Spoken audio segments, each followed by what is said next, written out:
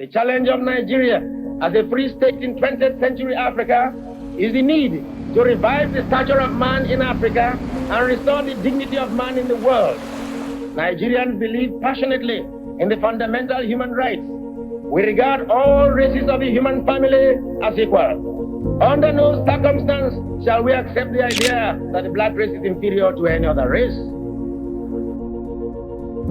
1960, Nigerian independence. When Nigeria achieved independence from British colonial rule on the 1st of October 1960, the prospect appeared promising and the expectations for the future of the new country were high. Buoyed largely by the discovery of commercial quantities of petroleum in the south, the potential for economic growth was great. But by 1970, the stability of the country was greatly damaged by a decade of corruption, economic underdevelopment, regionalism, and military coups, culminating in a 2.5-year war that saw the deaths of over 2 million people. This project consists of 4 separate videos that look at the events that almost led to the destruction of Nigeria. In the first video, we'll look at how it all began.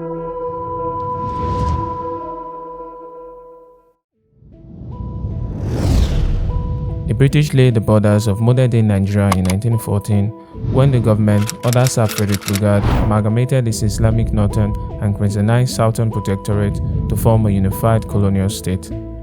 Thereupon, the people within this border were known to the world as Nigerians, but in reality, this name meant little to most of the indigenous people whose lives continued to be primarily centered on local communities that existed for hundreds and thousands of years.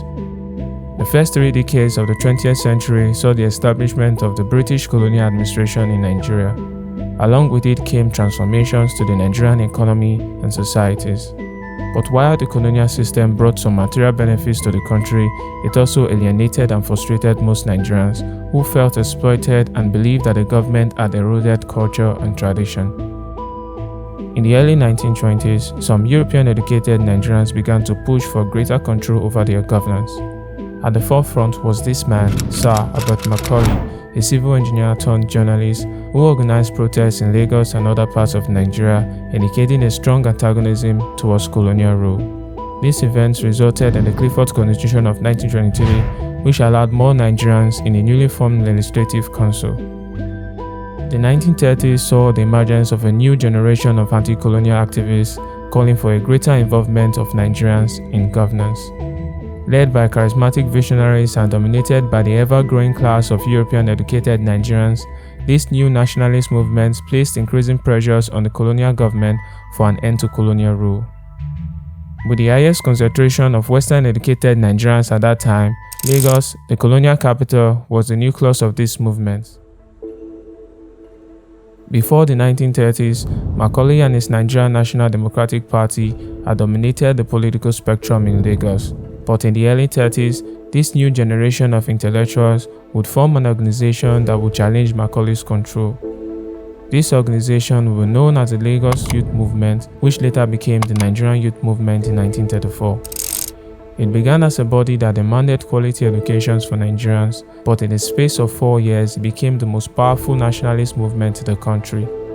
By 1938, the Nigerian Youth Movement had spread beyond Lagos to many parts of Nigeria, having a combined membership of over 10,000.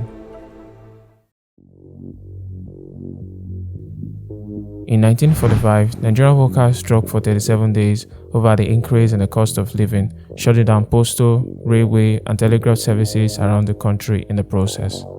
A new organization, the National Council of Nigeria and the Cameroons (NCNC), was an active participant in the strike.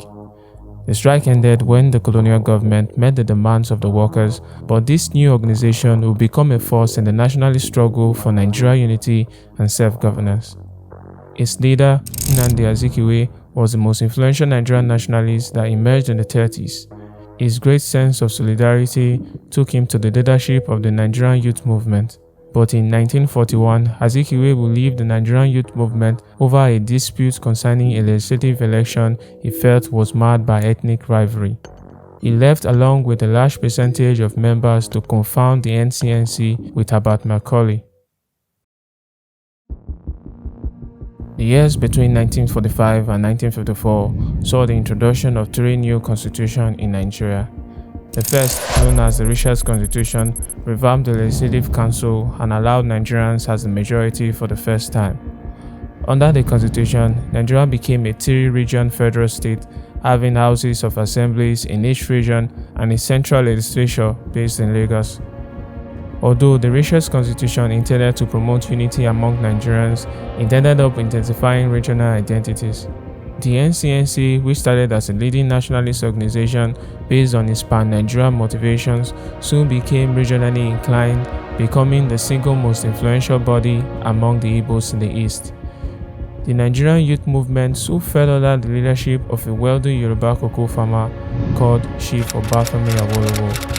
Under Awolowo, the NYM became the Action Group, a Yoruba-dominated organization in the West.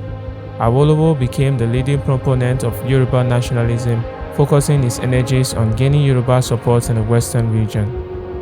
In the North, the major cultural organization was the Hausa Fulani-inclined Northern People's Congress, founded in 1943 by three of the few Northerners who had attained high-standard European education at that time. The NPC sought to promote Northern unity and maintain regional autonomy.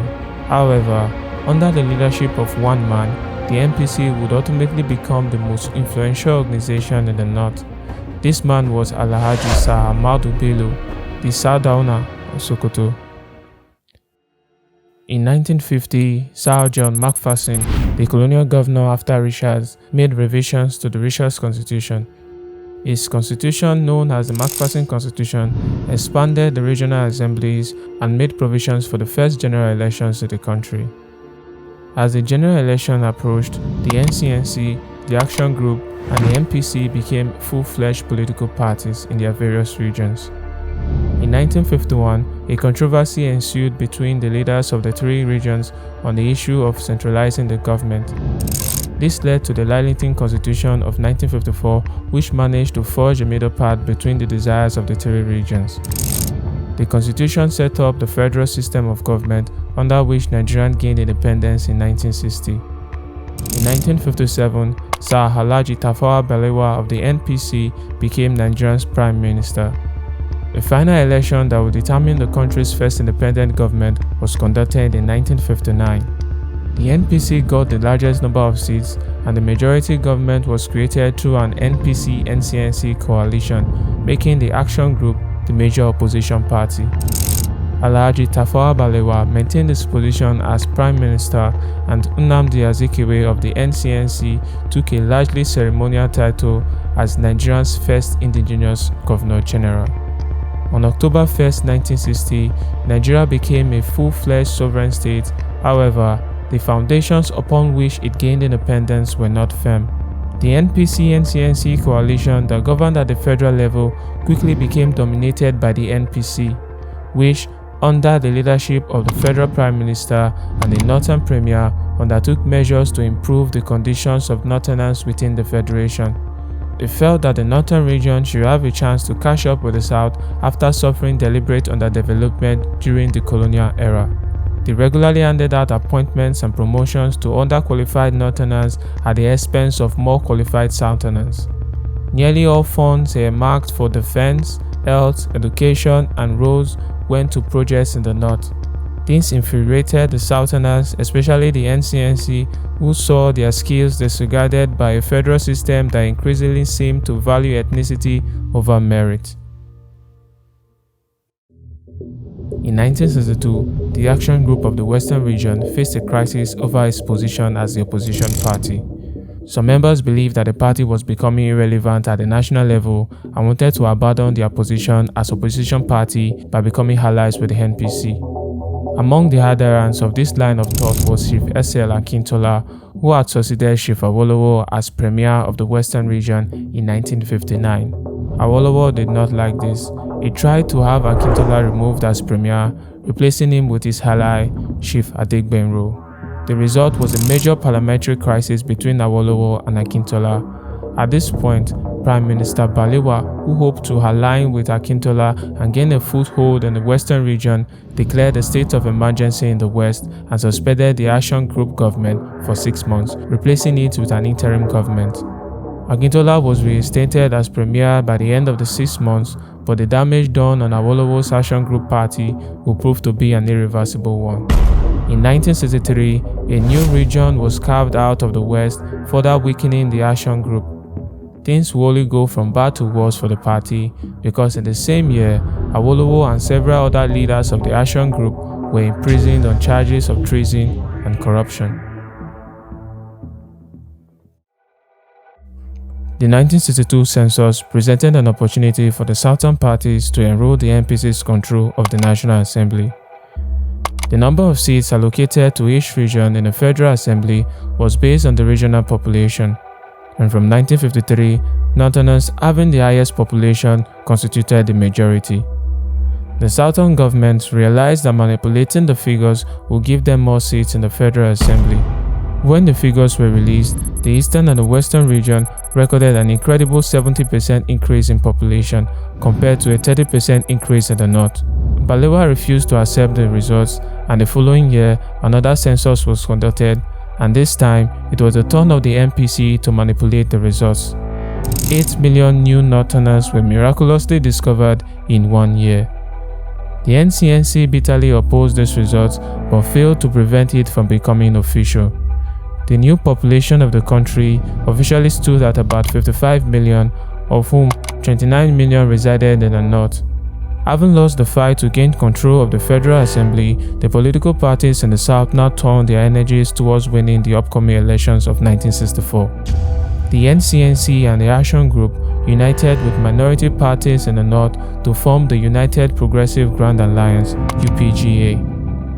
Intending to maintain the status quo, the MPC also merged with Akintola's newly formed Nigerian National Democratic Party and a few fringe parties in the South to form the Nigerian National Alliance (NNA). The campaigns leading up to the 1964 elections were abominable.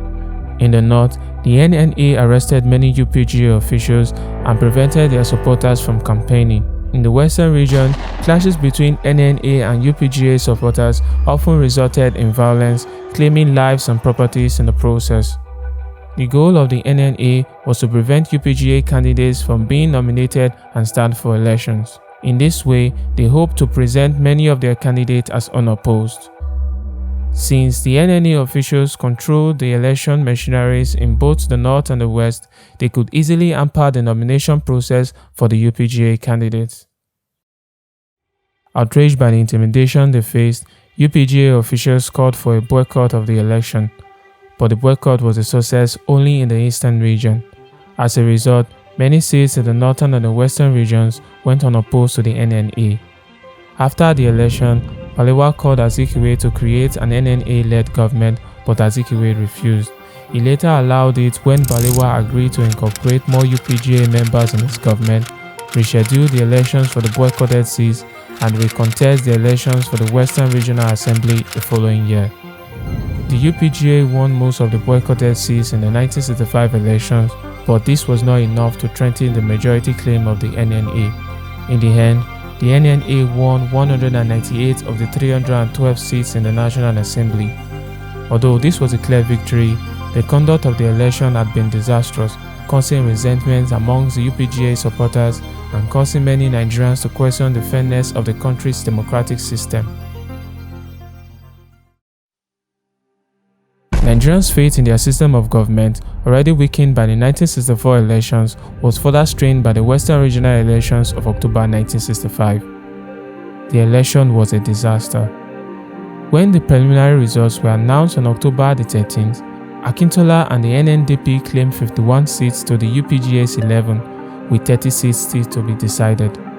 Chief Adegbenro, the acting leader of the Action Group, immediately declared 68 victories for the UPGA and announced that he was forming an interim government. For this, Adegbenro and other leaders of the Action Group were arrested.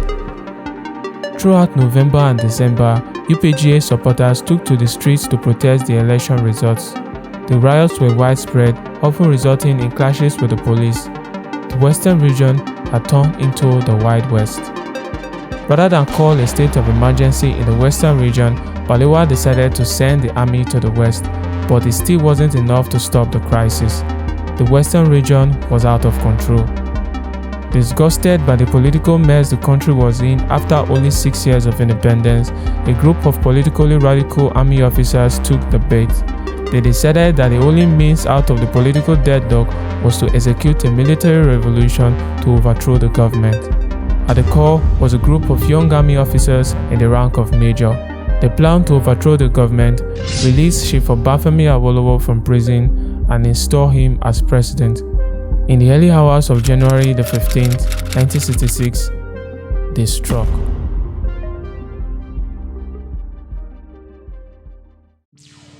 Before Nigeria's independence, the colonial government embarked upon transferring the command of the Nigerian army from the British to the indigenous soldiers.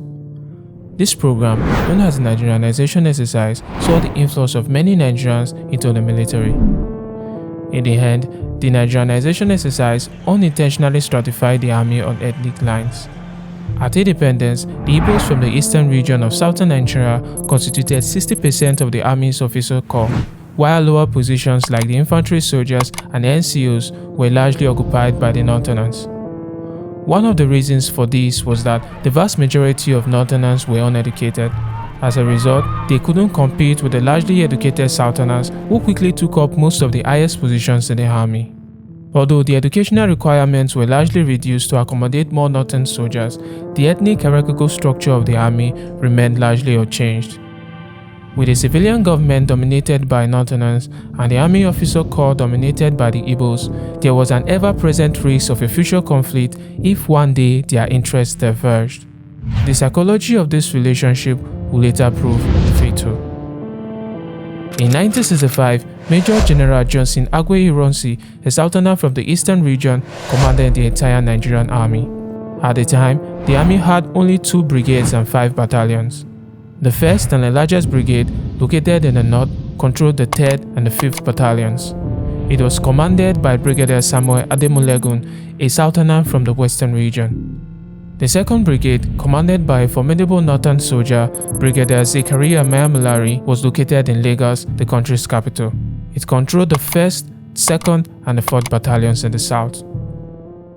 During the crisis of the western region that saw the imprisonment of Chief Obafemi Awolowo, the leader of the major opposition party, and the creation of an alliance between the federal government and its rival, Chief SL Akintola, some southern soldiers became deeply involved in politics. To make matters worse, the federal government ordered the 4th Battalion, led by Lieutenant Colonel Agbogo Lajema, to suppress the volatile political unrest in the west. As a result, the officers, especially those from the south, became politicized.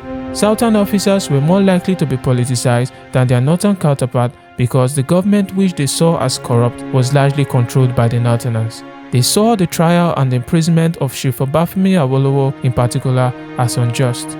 One of the southern soldiers who served as an intelligence officer during the trial was Major Chukwuma Kaduna Nzegu. He quickly became obsessed with Awolowo's political ideology. This would lead him and some other officers to plan a revolution that would change the country forever. They planned to overthrow the government, release Chief Obafemi Awolowo from prison, and install him as president. Chief Obafemi Awolowo was, for example, to be released from jail immediately and to be made the executive provisional president of Nigeria. Contrary to popular beliefs, the idea for the coup did not originate with Major Nzegu. In fact, the original conspirators were the following majors: Emmanuel Ifejuna, Donatus Okafor, Christian Hanuforo, Humphrey Chukwuka, and Captain Ugbona Hoji. These men were based in Lagos and began to seek co-conspirators stationed in the north, east, and western regions. This led Major Hanuforo to bring his childhood friend and former schoolmate Major Kaduna Nzegu into the plot. Nzegu was a chief instructor at the Nigerian Military Training College Kaduna in the northern region. He in turn brought his colleagues, Majors Adewale Ademoyega and Timothy Owantuegu, into the plot. All 3 had previously served as members of the 5th Battalion in Kano. Solving the unrest in the western region was one of the reasons for the revolution, But up to 2 days before the planned date, the majors had no officer to actualize the operations in Ibadan, the capital of the Western region. All attempts to recruit officers from the 4th Battalion in Ibadan were unsuccessful. They instead had to rely on Captain Bisi, the commanding officer of the 2nd Field Battery in Abeokuta, to travel to Ibadan and carry out the coup. He was also a former schoolmate of Majors Nzegu and Anuforo. The majors were also assisted by some junior officers and NCOs who simply obeyed orders to guard strategic locations without realizing that they were facilitating a military coup. Of all the culprits, Major Ademoyega was the only one that was not of the Igbo ethnicity. He was a Yoruba from the Western region. Although the ethnic composition of the group may not have been deliberate, ethnic ties may have been unconsciously present to facilitate the plot's secrecy. The plotters had similar backgrounds. They were young, between the ages of 28 and 35, educated, arrogant, well-traveled, and fluent in Hausa, the major lingua franca of the northern region. Realizing that their superior officers were virtually certain to oppose the coup, the majors knew that they could not successfully execute the revolution unless those superior officers could somehow be neutralized. The plotters were divided into 4 main units. Major Ifejuna led the Lagos operations. His unit was the largest, comprising 22 soldiers. Their main targets were the Prime Minister, the Finance Minister, the General Officer commanding the Army, the Commanding Officer of the 2nd Brigade in Lagos, the Army Chief of Staff, the Commanding Officer of the 1st and the 4th Battalions who were in Lagos for a visit at the time, the Adjutant General of the Nigerian Army, and the Quartermaster General of the Nigerian Army. At the time, the President was overseas on a compulsory medical leave. He was also on the list. Majors Nzegu and Owatuegu led the operations in the northern region. Their main targets were the Premier of the Northern Region, the Commanding Officer of the 1st Brigade, and the Commanding Officer of the Nigerian Military Training College in Kaduna. Captain Bisi was in charge of the operations in the west. Their major targets were the Premier of the Western Region and his deputy. The Western Region was the only region that had a deputy Premier. Lieutenant Colonel Jerome Ogochi led the operation on the Eastern Region. The Premier of the Eastern Region were their main targets. On the issue of eliminating the targets, the majors held divergent beliefs. We could not come into agreement on whether some people should be killed. This issue was therefore left to the judgment of the officers to use the situation on ground to determine whether to kill or not. For an operation as sensitive as this, the decision to take or spare the lives of their targets was left to the discretion of the individual soldiers. This decision would later prove to be unwise. In the north, the soldiers divided themselves into 3 groups. Major Nzegu headed the group that looked after the Sardauna. Another group led by Captain Ben Bule was to take control of the 1st Brigade headquarters and all radio and TV stations in Kaduna. Major Timothy Owatuegu was to lead the detachment of soldiers to the residence of Brigadier Ademolegu, the commanding officer of the 1st Brigade in Kaduna, and Colonel Ralph Shodiende, the commanding officer at the Nigerian Military Training College, who was also his immediate boss. Major Nziogbu, can you please give me an account of the night of the coup in Kaduna? Well, it's rather something like the longest day. We started this off on the night of the 13th of January when a night exercise was planned by the military college, which I command. We took our troops to the ground and taught them how to do night attacks. We didn't tell them what we were planning for, but at the end of the exercise we took them out and showed them various places where they were to stand and just remain in the vehicle. Next day we went out again for the same type of exercise, and at the end we issued them with ammunition this time, live ammunition, and told them that they were going back to the same place as they went yesterday, but this time they were to get certain people. And they were with you, were they? Oh, of course they did. Oh, they all supported us. As a chief instructor at the Nigerian Military Training College, Nzegu could bring out troops at night time without arousing suspicion or giving the impression of unusual activities. He often took his men on a nighttime training exercise known as Exercise Damisa. His men were unaware that they were participating in an exercise for a military coup to overthrow the government. In the early hours of January 15, 1966, Nzegu turned Exercise Damisa into a full-blown coup. Major Nzegu, assisted by 3 Northern sergeants, fired the Saldana's residence with anti-tank guns. Nzegu found the Saldana hiding with his wives and domestic staffs near his car park and shot him dead. Sarumi, the Saldana's faithful bodyguard who came to defend him with a sword, was also shot dead. One of the Saldana's wives, who refused to be separated from her husband and tried to shield him with her body, was also shot dead. The attack on the Saldana's lodge raised the alarm connected to the house of his senior assistant secretary for security, Ahmed Ben Musa. Musa drove to the Saldana's lodge to ascertain the cause of the alarm, but upon arrival, he was shot dead inside his car before he had a chance to disembark and investigate. Meanwhile, soldiers led by Major Nwontwegu made their way to Ademolegu's residence, subdued his guards, and went straight to the brigadier's bedroom. He was lying beside his wife. Nwontwegu opened the door and shot both of them dead. The death of Colonel Ralph Shodiende, the commanding officer at the Nigerian Military Training College, remains unclear. Some accounts claim that he was likely killed by a grenade tossed at him by Major Nwontwegu. However, his wife, who was present when he was killed, testified that he was shot by several soldiers, including Majors Nzegu and Nwontwegu.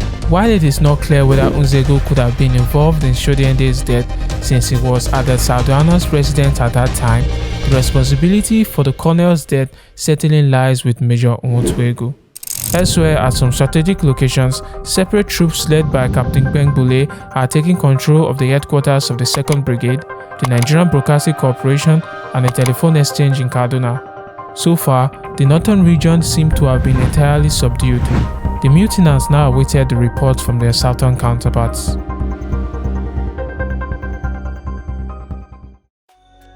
In Lagos, on the night of the 14th of January 1966, many senior officers of the army attended the party in honor of Brigadier Mai Malari, the commanding officer of the 2nd Brigade. He was getting married for the 2nd time after the death of his first wife. Also in attendance were some of the coup plotters in Lagos who felt that their absence will elicit suspicion. After the party, the plotters held a meeting at Major Ife Ojuna's house. The major acquainted the officers with their plans, and after which they were on the move, everyone on their separate mission. Getting to the Onikan roundabout, Major Ife Ojuna divided his troops into 3 units. The first, led by 2nd Lieutenant Godfrey Ezedibo, was charged with arresting the finance minister, Chief Festus Okotie Ebo, who was then the most corrupt politician in the history of the country. The 2nd unit, comprising 5 NCOs, was left behind to watch over the vehicles and ensure that no other vehicle entered or exited the roundabout during the operation. Major Ife Ojuna led the 3rd unit to the Prime Minister's residence. Between 2 and 3 a.m. on the 15th of January 1966, Major Ife Ojuna and some soldiers made their way to the Prime Minister's residence.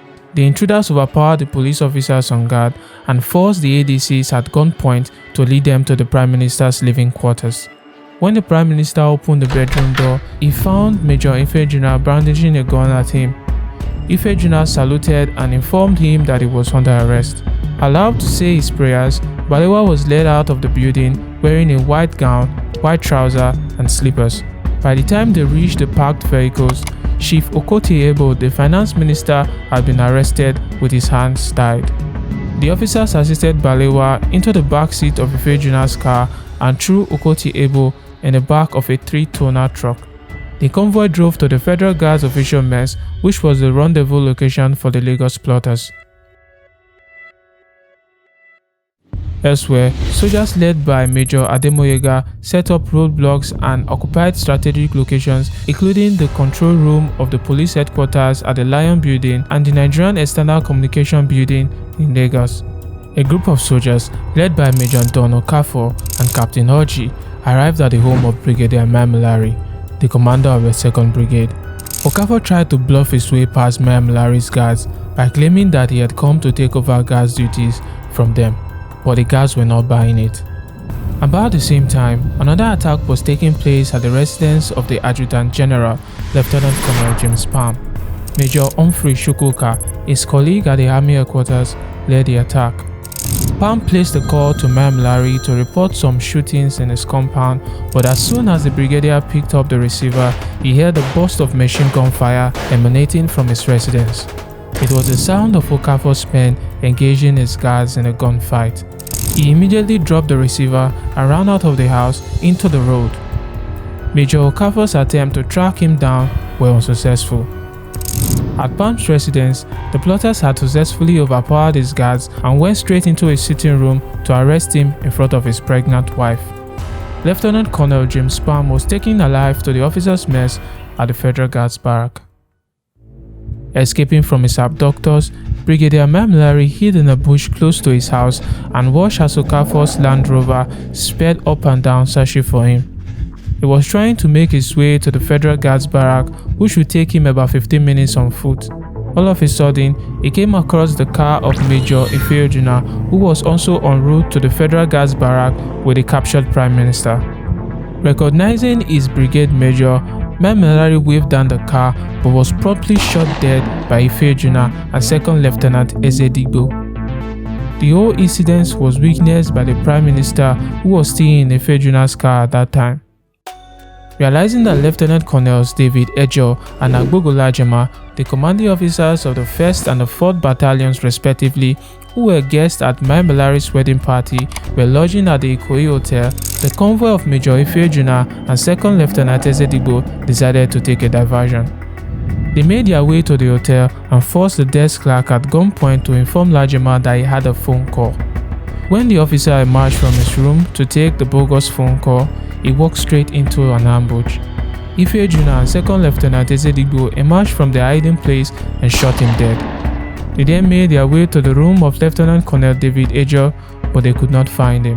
When all attempts to locate him proved futile, they decided to return to the Federal Guards Barrack. Elsewhere, Colonel Kol Mohammed, the Army Chief of Staff, and Lieutenant Colonel Hunegbe, the Quartermaster General of the Nigerian Army, were shot dead in their homes by Major Anoforo. Hunegbe was the only Igbo kid during the coup.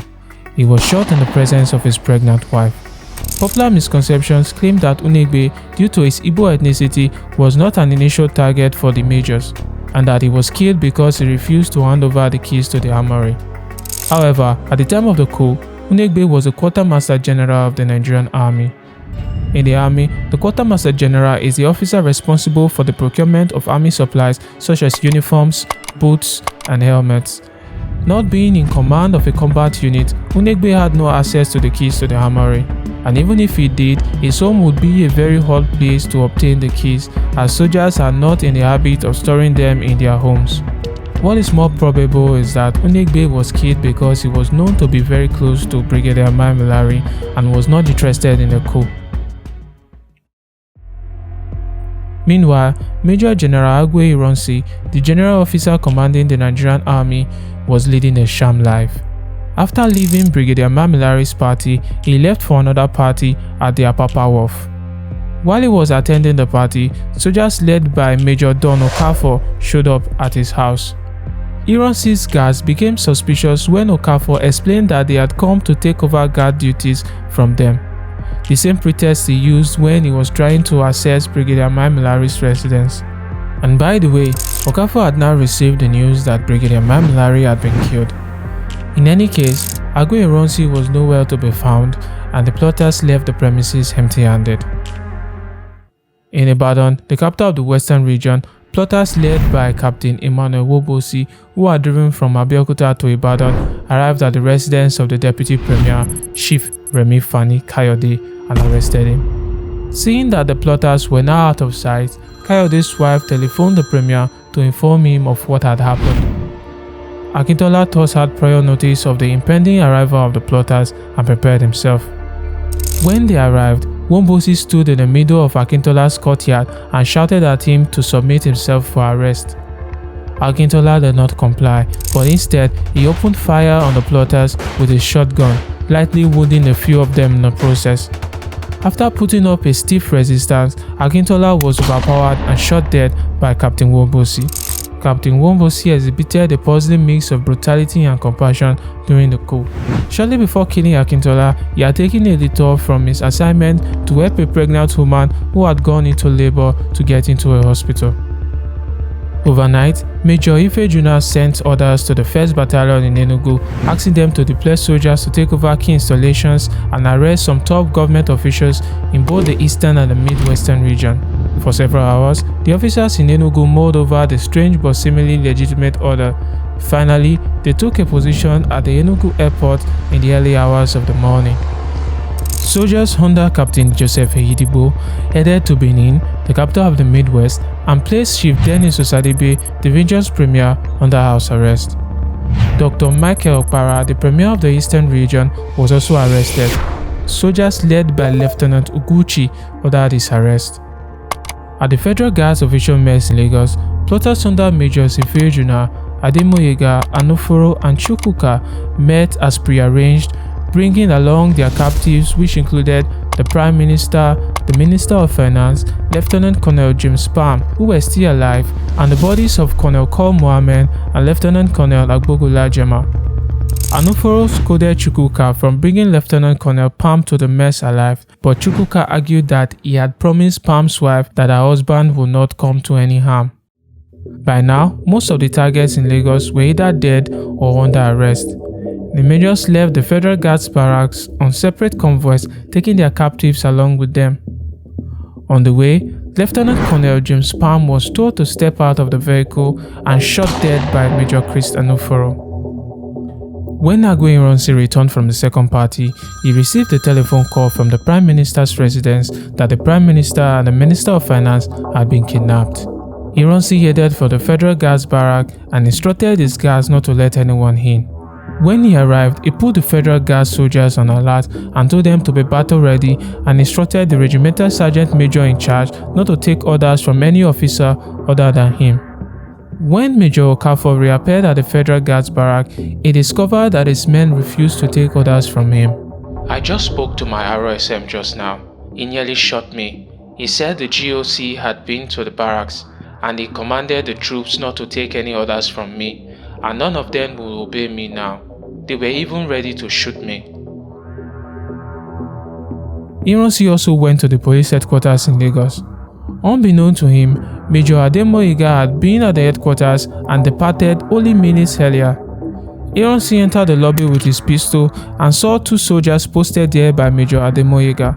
When the soldiers could not give him a satisfactory explanation as to what they were doing there, he ordered them to return to their barracks immediately.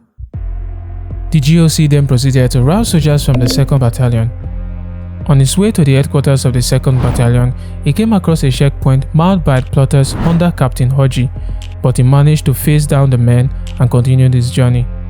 The young officers at the checkpoint were intimidated by the presence of the GOC, whom they were astonished to find still alive.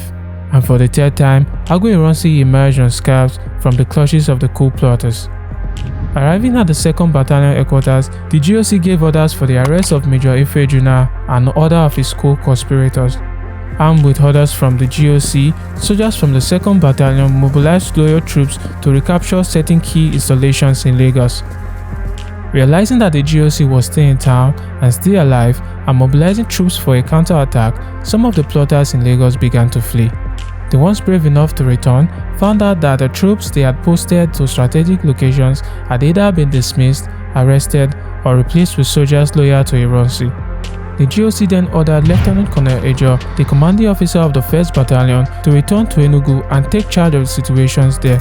Upon arrival, Ejo ordered the soldiers who had departed to various installations on Major Ifejuna's command to return to the barracks. He also ordered the arrest of the officer who relayed Ifejuna's orders to the battalion. Later that day, Captain Eyidigbo's unit that traveled to Benin returned to base in Enugu on the orders of Ejo. And with that, Ejo had successfully crushed the coup in the eastern and the midwestern region.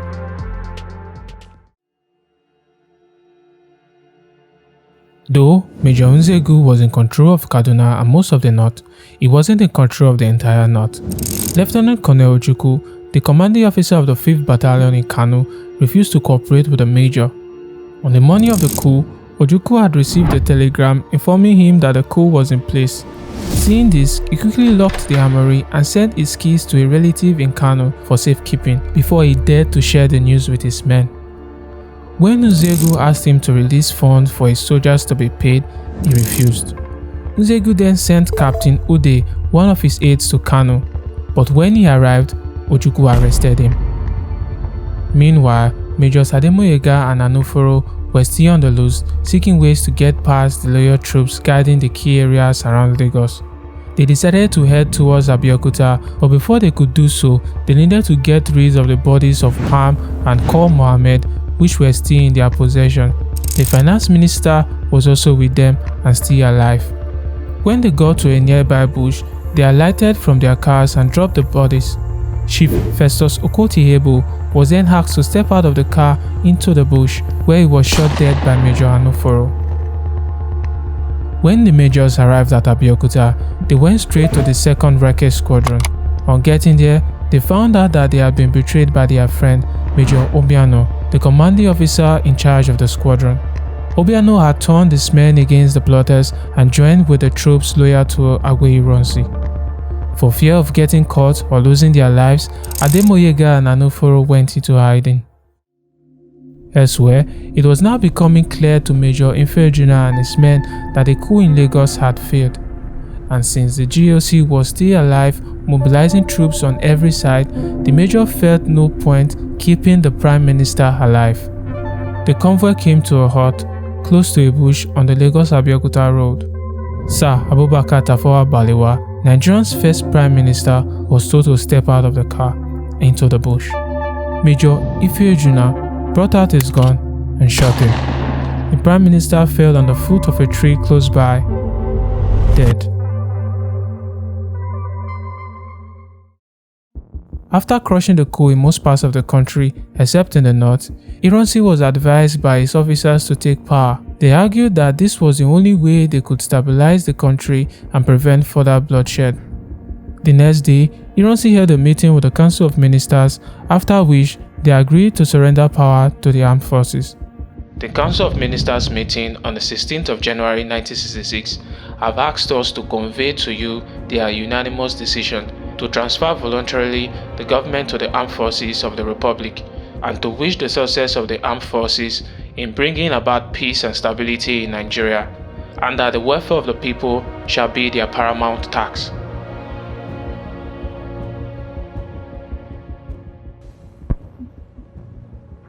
My main concern is to restore law and order as soon as possible. On Sunday evening, most of the plotters in the south were still on the loose, and Major Nzegu was still in control of the northern region. Agwe Ironsi had managed to subdue his colleagues in the south, leaving him with two choices: either to face Ironsi head-on, which he was likely to lose as the bulk of the army would obey the GOC's orders rather than his, or accept defeat. Ironsi had demanded he be brought down to Lagos, dead or alive. Before long, Major Nzegu found himself isolated, confused, and feeling betrayed, and he decided to negotiate with the GOC.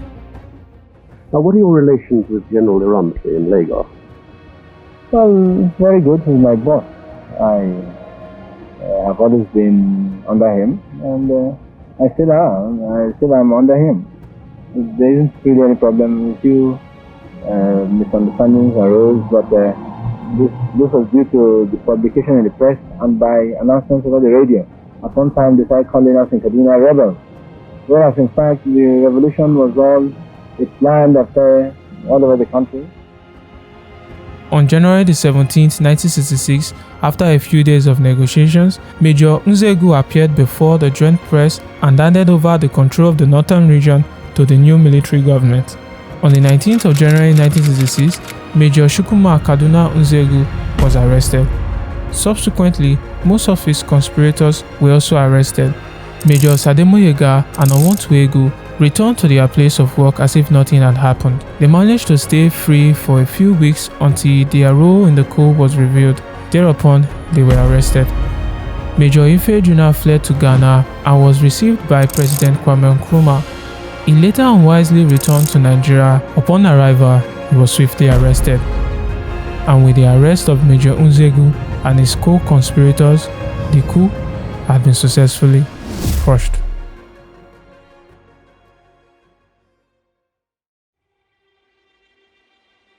Nigerians welcomed the new military government with massive outpouring of jubilations and goodwill.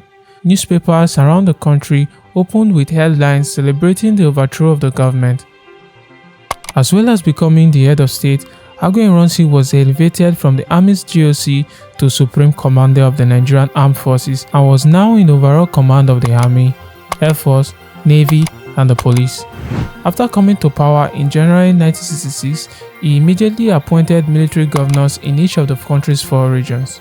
The new military government abolished the posts of Prime Minister and President and formed a new Supreme Military Council. The council replaced the parliament as Nigeria's highest legislative organ. Also, a new cabinet known as the Federal Executive Council replaced the Council of Ministers in the previous regime.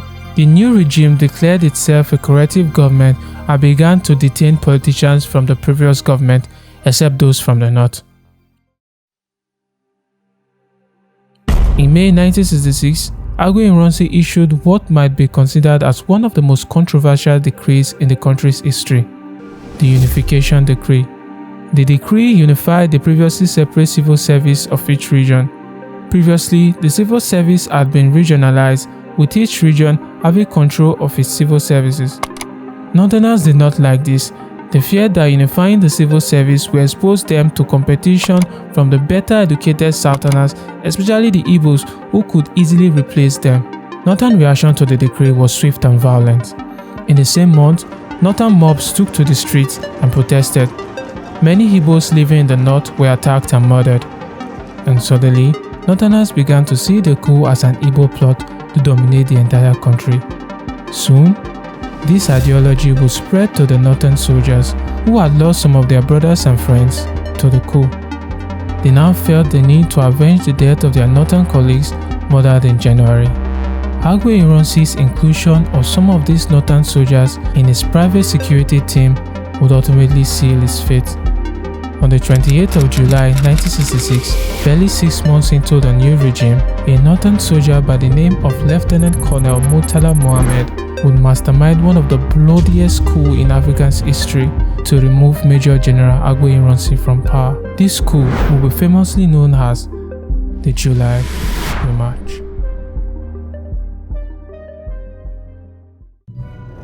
Although Nigeria's first military coup succeeded in replacing the political leaders and creating the first military regime, the underlying issues of corruption and regionalism that the coup intended to solve remained. The new regime of Major General Agbo Ironsi went vigorously to work on these issues. My main concern is to restore law and order as soon as possible. He declared himself a corrective government and arrested and detained politicians from the previous regime. His first act as Supreme Commander was to appoint military governors in all 4 regions of the country. He appointed Lieutenant Colonel Hassan Katsina as the military governor of the north. For the west, Ironsi appointed Lieutenant Colonel Adekunle Fajuyi, formerly of the Abeokuta garrison. Lieutenant Colonel David Ejo, formerly of the 1st Battalion, was appointed governor of the Midwest. And Lieutenant Colonel Chukwuemeka Ojukwu, the former commanding officer of the 5th Battalion, became the military governor of the Eastern region. There were a lot of concerns in the north about the new regime. Northerners felt threatened because the coup in January, led primarily by the Igbos of the Eastern region, saw the deaths of their prominent leaders and top military officers. To make matters worse, no Igbo politician was killed during the coup. And most crucially, Agbo Ironsi, the current head of state, was of the Igbo ethnicity. By not explaining the circumstance of the January coup or the events that led him to assume power, Ironsi did not help himself. Most Nigerians did not even know that some of the core conspirators of the January coup were not Igbos. Northerners in particular saw the coup as an Igbo plot and Ironsi's regime as an Igbo regime. To prove that he was not leading an Igbo regime, Agbo Ironsi appointed Lieutenant Colonel Yakubu Gowon, the highest-ranking northern officer, as his army chief of staff, and entrusted his personal security to northern soldiers. He posted the principal staff officer, who was a Southerner, out of the Supreme Headquarters in Lagos and replaced him with Major T.Y. Danjuma, from the northern region. Another northern soldier, Lieutenant William Warby, commanded his personal escort. Ironsi even went as far as to appoint relatives of the Saldowner and Lieutenant Colonel Palm, who were murdered during the January coup, into his private security team. By surrounding himself with northern soldiers, Agbo Ironsi completely sealed his fate. Just days after the January coup, Lieutenant Colonel Victor Banjo of the Engineering Corps was arrested at the police headquarters after he tried to take a gun into a room when Agbo Ironsi was present. But Banjo was the least of Ironsi's problems. Some northern soldiers had become increasingly enraged at the murder of their 4 most senior officers in January by the Igbos, and felt a need to restore their honor by avenging the death of their northern colleagues. Early warning signs of the impending danger to come appeared at the 4th Battalion in Ibadan.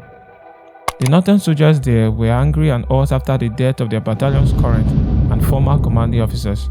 Rajama was extremely popular among the northern soldiers in his battalion, and he had been in charge of it for 3 consecutive years. To make matters worse, an Igbo officer called Major Makunzemfili took command of the battalion following the death of Rajama. Northern fury increased around the battalion, and most northern soldiers refused to take orders from Nzemfili, and as a result of this, Agbo Ironsi was forced to replace him with Major Joe Akanha from the northern region. On the 24th of May 1966, Major General Agbo Ironsi issued perhaps one of the most controversial decrees in Nigeria's history, the Unification Decree. The major implication of this decree was that it unified the previously separate civil service of each region. Formerly, the civil service had been regionalized, with each region having control of their separate service. Northerners feared that unifying the civil service would expose the region to competition from the better educated Southerners, especially the Igbos, who could easily replace them. Northern reaction to the decree was swift and violent.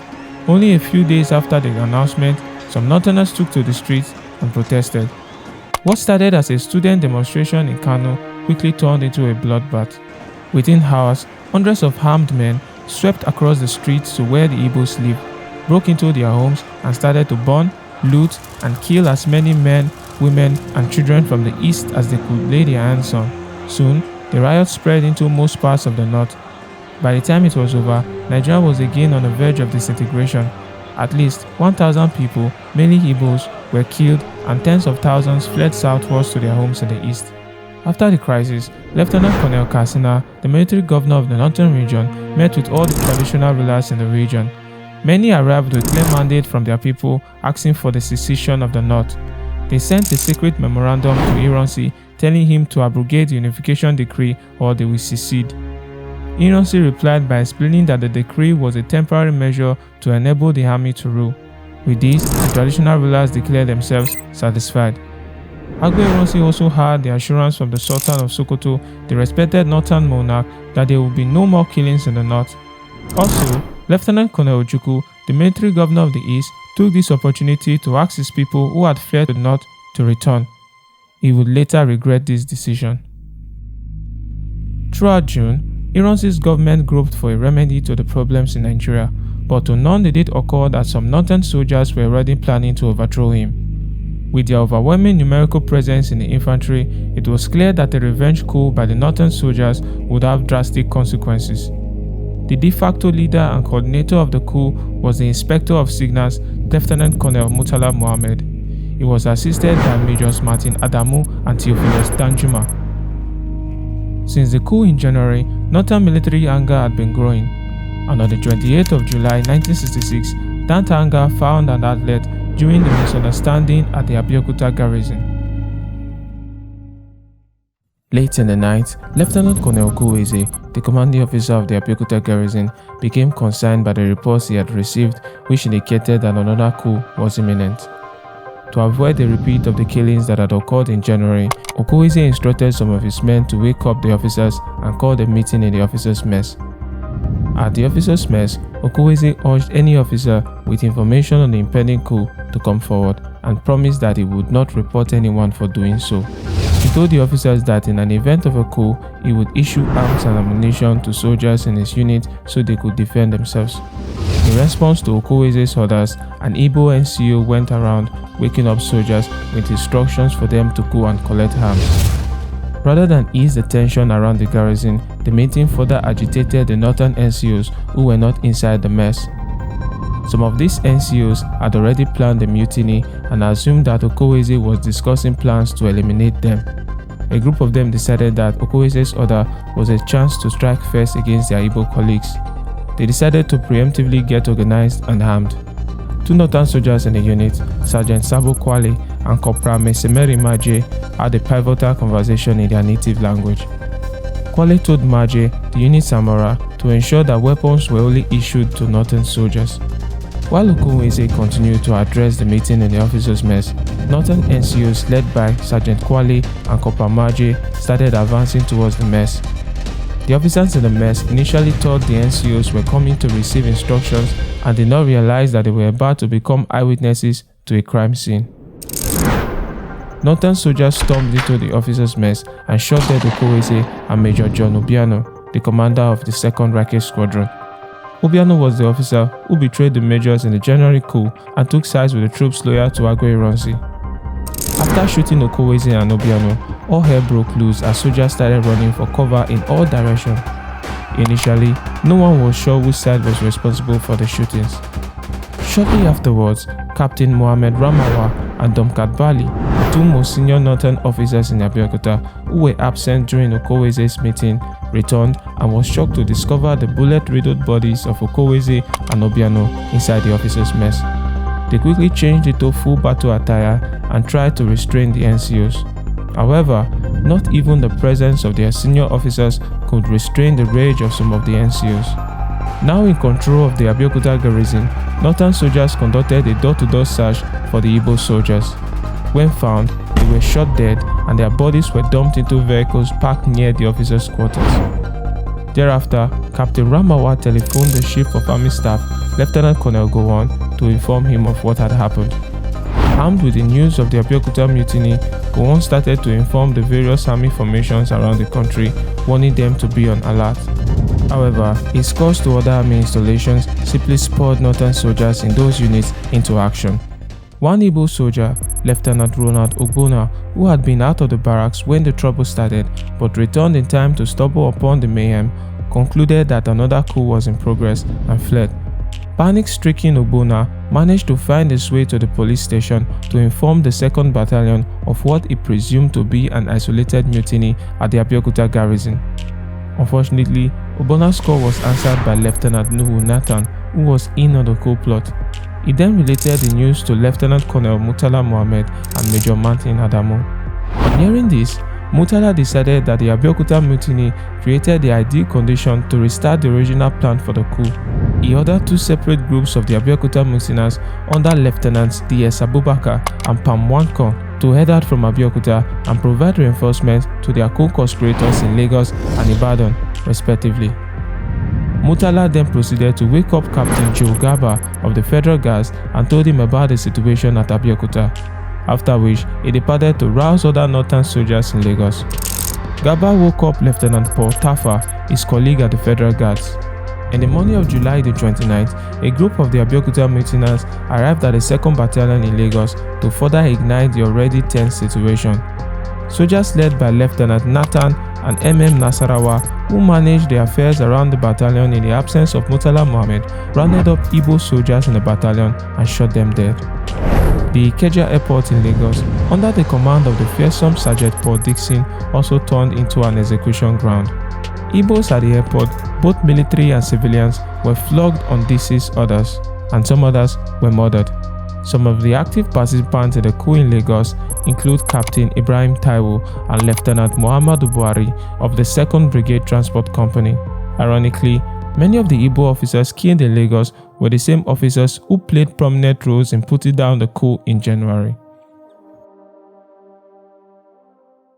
In Ibadan, Agwe Ironsi had just completed his nationwide tour and was lodging at the residence of Lieutenant Colonel Faji, the military governor of the Western region. In the early hours of Friday, the 29th of July, he received a telephone call from the Commissioner of Police informing him of the mutiny at Abeokuta.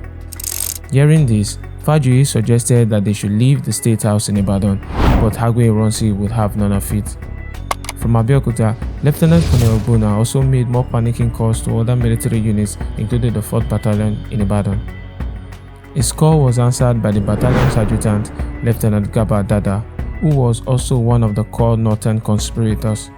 Ogbonna's distress calls mainly served as a rallying alert for other northern troops to mobilize. Lieutenant Gaba Dada woke up Major Danjuma and updated him. They then telephoned the Abeokuta garrison to get more information on what had happened. Lieutenant Pam Wankon, who answered the phone, confirmed the murders at Abeokuta and urged Dada to commence a coup in Ibadan immediately. He was also heading to Ibadan under the command of Murtala Muhammad. Emboldened by the outcome in Abeokuta, approximately 24 northern troops under the command of Major T.Y. Danjuma, whom Agui Ironsi had recently promoted, turned up at the State House in Ibadan. Being a prominent member of Agui Ironsi's entourage during his tour, Major Danjuma asked all the guards on duty to line up. He then ordered all the Igbo guards to leave, picking out only the northern ones. After being briefed by Danjuma, the northern guards switched sides and joined him, and together they surrounded Fajuyi's residence. By sheer coincidence, Lieutenant Colonel Gowon placed a call to the State House at that very moment. The call connected to a telephone immediately adjacent Danjuma's location. After picking up the receiver, he identified himself to Gowon and informed him of his plan to capture the Supreme Commander. Can you do it? Yes, we have got this place surrounded. Alright, but for goodness sake, we have had enough of bloodshed. There must be no bloodshed. No, we are only going to arrest him. Around 5 a.m., Agui Ironsi ordered Lieutenant Hilary Njoku, the commander of the 2nd Brigade, who was also on tour with him, to travel to Lagos and organize the suppression of the mutiny from there. But before he departed, he placed a call to the commander of the 4th Battalion in Ibadan, Lieutenant Colonel Joe Akanha. Akanha was already aware of the events at Abeokuta, but he informed Njoku that nothing unusual was occurring in his unit. But in reality, men from Akanha's unit were neck-deep in the plot, and many of them were among the soldiers that had surrounded Agui Ironsi and Fajuyi at the State House. As Njoku was leaving the State House, he was immediately recognized by the northern troops outside and they opened fire on him. Njoku was shot in the thigh but managed to escape. Danjuma's men searched the grounds for him but were unable to locate him. Njoku escaped for the 2nd time when the northern soldiers went looking for him at a hospital where he sought medical treatment for the gunshot wound he had sustained. He eventually arrived safely in the eastern region disguised as a priest. Increasingly isolated, Agui Ironsi made a flurry of telephone calls to the army formations around the country.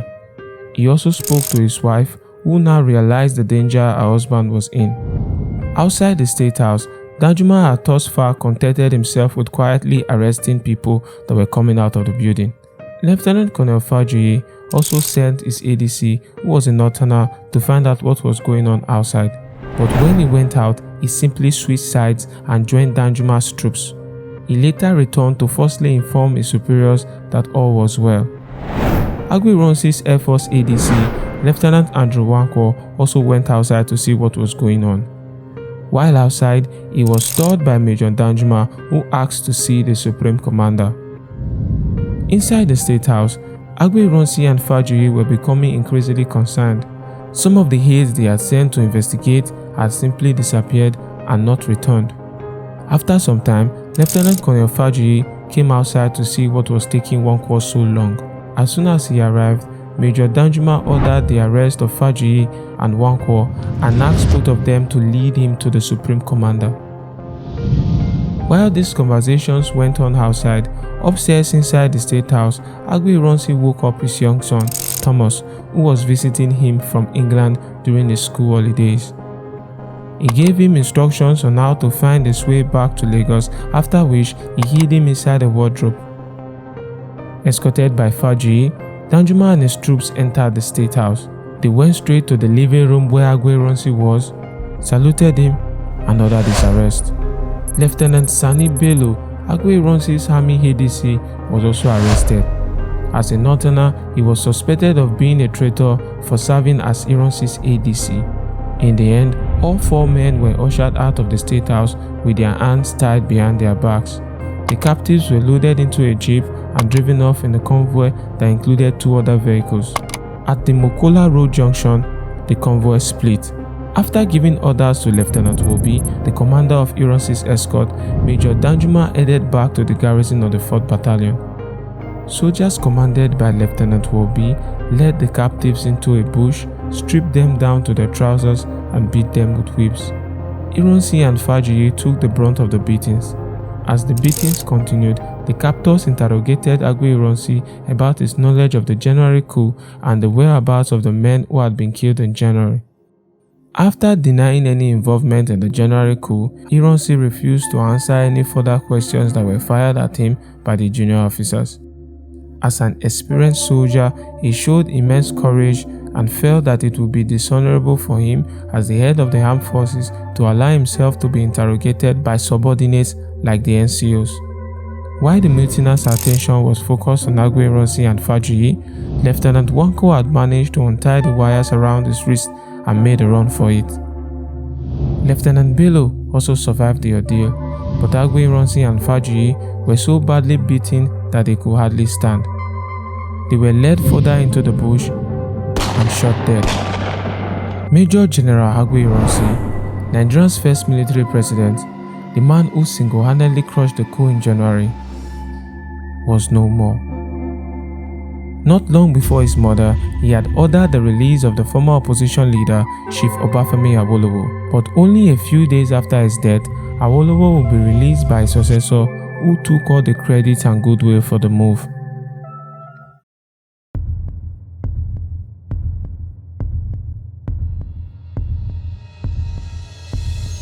At the garrison of the 4th Battalion in Ibadan, the commanding officer, Lieutenant Colonel Akaha, lost control. Igbo soldiers in the battalion were now being rounded up by the Northerners and detained.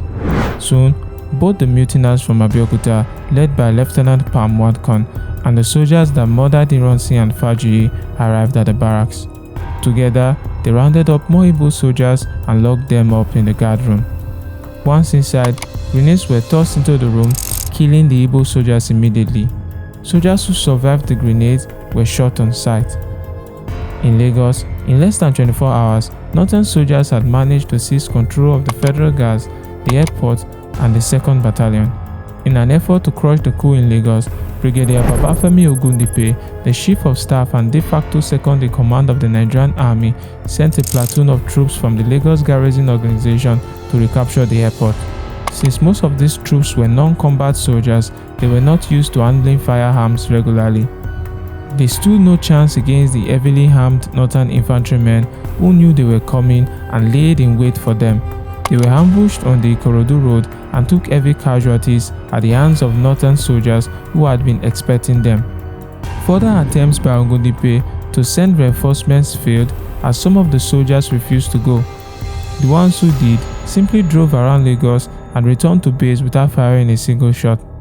Finally, Lieutenant Colonel Murtala Mohammed sent a group of soldiers to the barracks of the Lagos Garrison Organization to suppress further counterattacks by the garrison. When they got to the barracks of the Lagos Garrison Organization, they rounded up several Igbo soldiers and shot them dead. At the 1st Brigade in Kaduna, the commander, his deputy, and the deputy commander of the Nigeria Defense Academy were all conveniently absent. In their absence, Major Samuel Gbemudia, the brigade major in Kaduna, ordered all soldiers in the unit to surrender their weapons.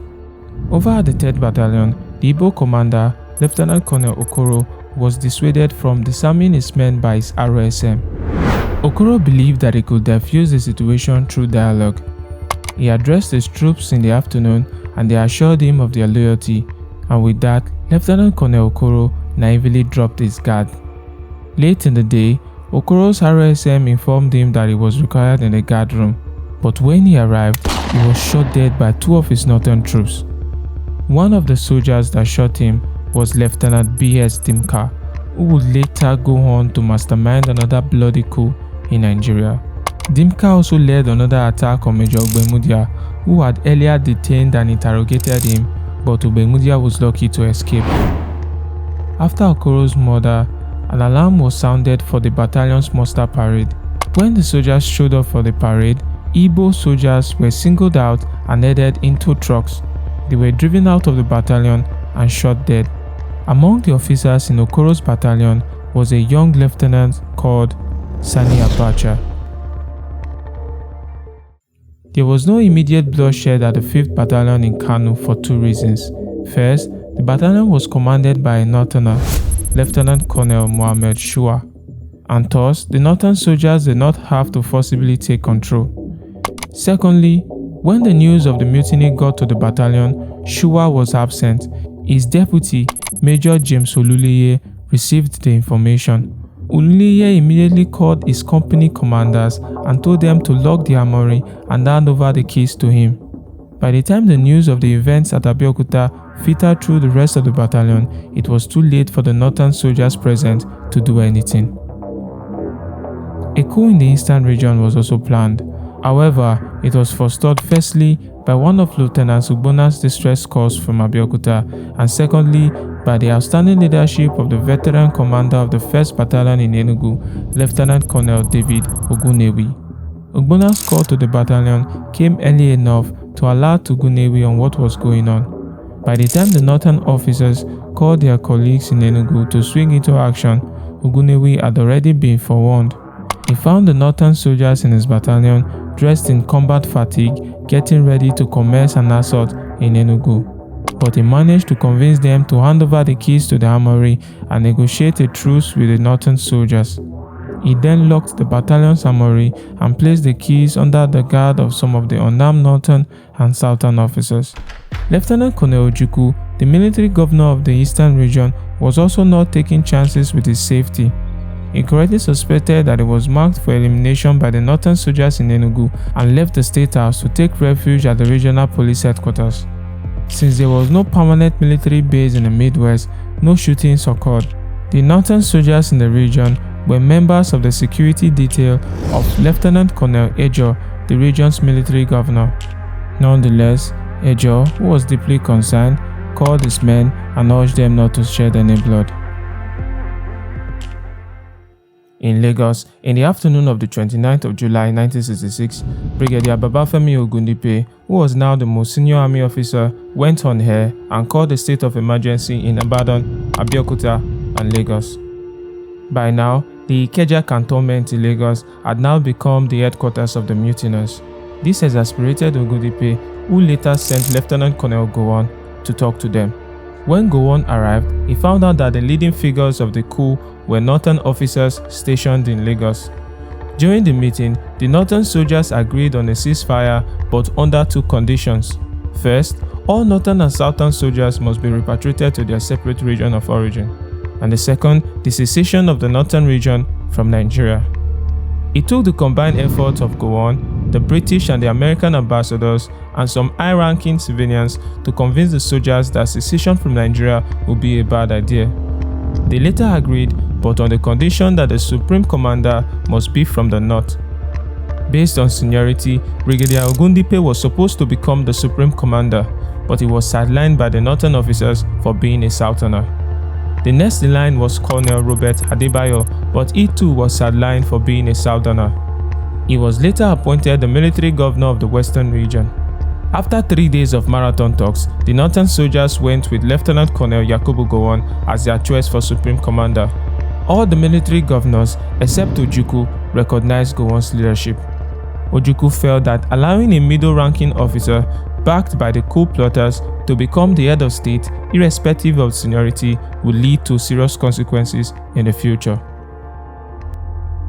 So far, the counter-coup was a purely military affair, and most Nigerians were unaware of what had occurred in the barracks. On Monday the 1st of August 1966, Lieutenant Colonel Gowon finally broke the news of the coup to a mystified population. Well, I think, as I've said it already, I know it is quite a gigantic task, but I think personally that there is nothing impossible for a young man to do. I think once at least he's got, good level-headedness, good advisors around him, I think he will be able to carry his job quite all right.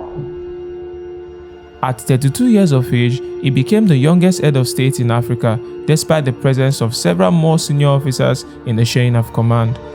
As he struggled to stabilize himself in power, random murders of soldiers from the eastern region continued to occur. Of all the culprits, northern soldiers from the 4th Battalion at Ibadan were the most rebellious.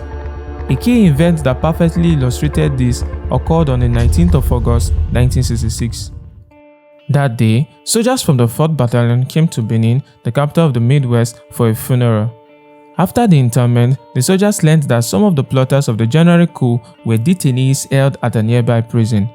Rather than heading home, they took a detour to the Benin prison and raided it.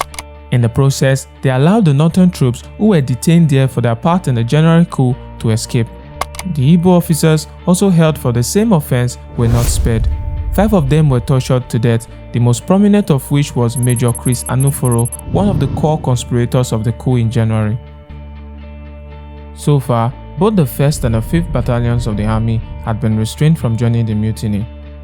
But this created a perception within the northern troops in both battalions that their prestige had been degraded in comparison with their mutinous colleagues elsewhere in the 2nd, 3rd, and 4th battalions. Some of these soldiers were eager for an opportunity to prove to their northern colleagues elsewhere that they too had a part to play. In early August, the Supreme Military Council ordered the repatriation of all army officers to their region of origin. Northern soldiers from the 1st Battalion were to leave Enugu in the east and head first to Kaduna and then to Lagos. Simultaneously, a group of surviving Igbo soldiers that had been detained in Kaduna was also to be repatriated to Enugu via Lagos. In Kaduna, both the Igbo and the northern soldiers were placed on the same train heading to Lagos. On their way, disaster struck. The northern soldiers, presented with a perfect opportunity, swiftly descended upon the Igbo soldiers, killed them, and threw their bodies off the train. Over at the 5th Battalion in Kano, tensions continued to grow between the Igbo and the northern soldiers in the battalion. In September, both Lieutenant Colonel Shua and Major Oluleye, the 2 officers instrumental in preventing a mutiny in the battalion, were posted away from the battalion and replaced with Major Abba Kyari and Captain Auna, respectively. On the afternoon of the 1st of October 1966, Major Abba Kyari, the new commander of the 5th Battalion, was addressing his troops when some northern soldiers went out of control and opened fire at the Igbo soldiers. The rampaging soldiers were so out of control that they even murdered some of their northern commanders who tried to restrain them. Major Kyari was lucky to have escaped. The troops then raided the battalion's armory, broke out of the barracks, and headed to towns to pick up local civilians whom they asked to take them to locations where they could find the Igbos. What happened next was an incredibly horrific tale of one of the most tragic tribal conflicts in recorded African history. Igbos were killed in their homes, at the airport, or just about any place they could find them. The massacre in Kano on the 1st of October was probably the worst of the whole mutiny. Several thousands of Igbos were killed on that day alone in Kano due to the combined efforts of the northern soldiers and the civilian mobs. Lieutenant Colonel Katsina, the governor of the northern region, had to travel to Kano to bravely confront the mutineers. He eventually managed to pull down the mutiny by driving from street to street for several hours in a jeep accompanied by the Emir of Kano. The sight and the authority of the Emir shamed the mob into fleeing and the soldiers into returning to their barracks. As a result of this, the 5th Battalion in Kano was officially dissolved. It was the only army unit to be reprimanded for its role in the mutiny.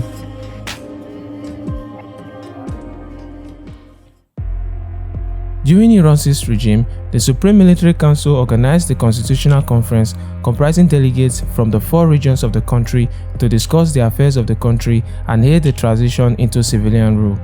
After the incidents in July, the delegates continued to meet in Lagos.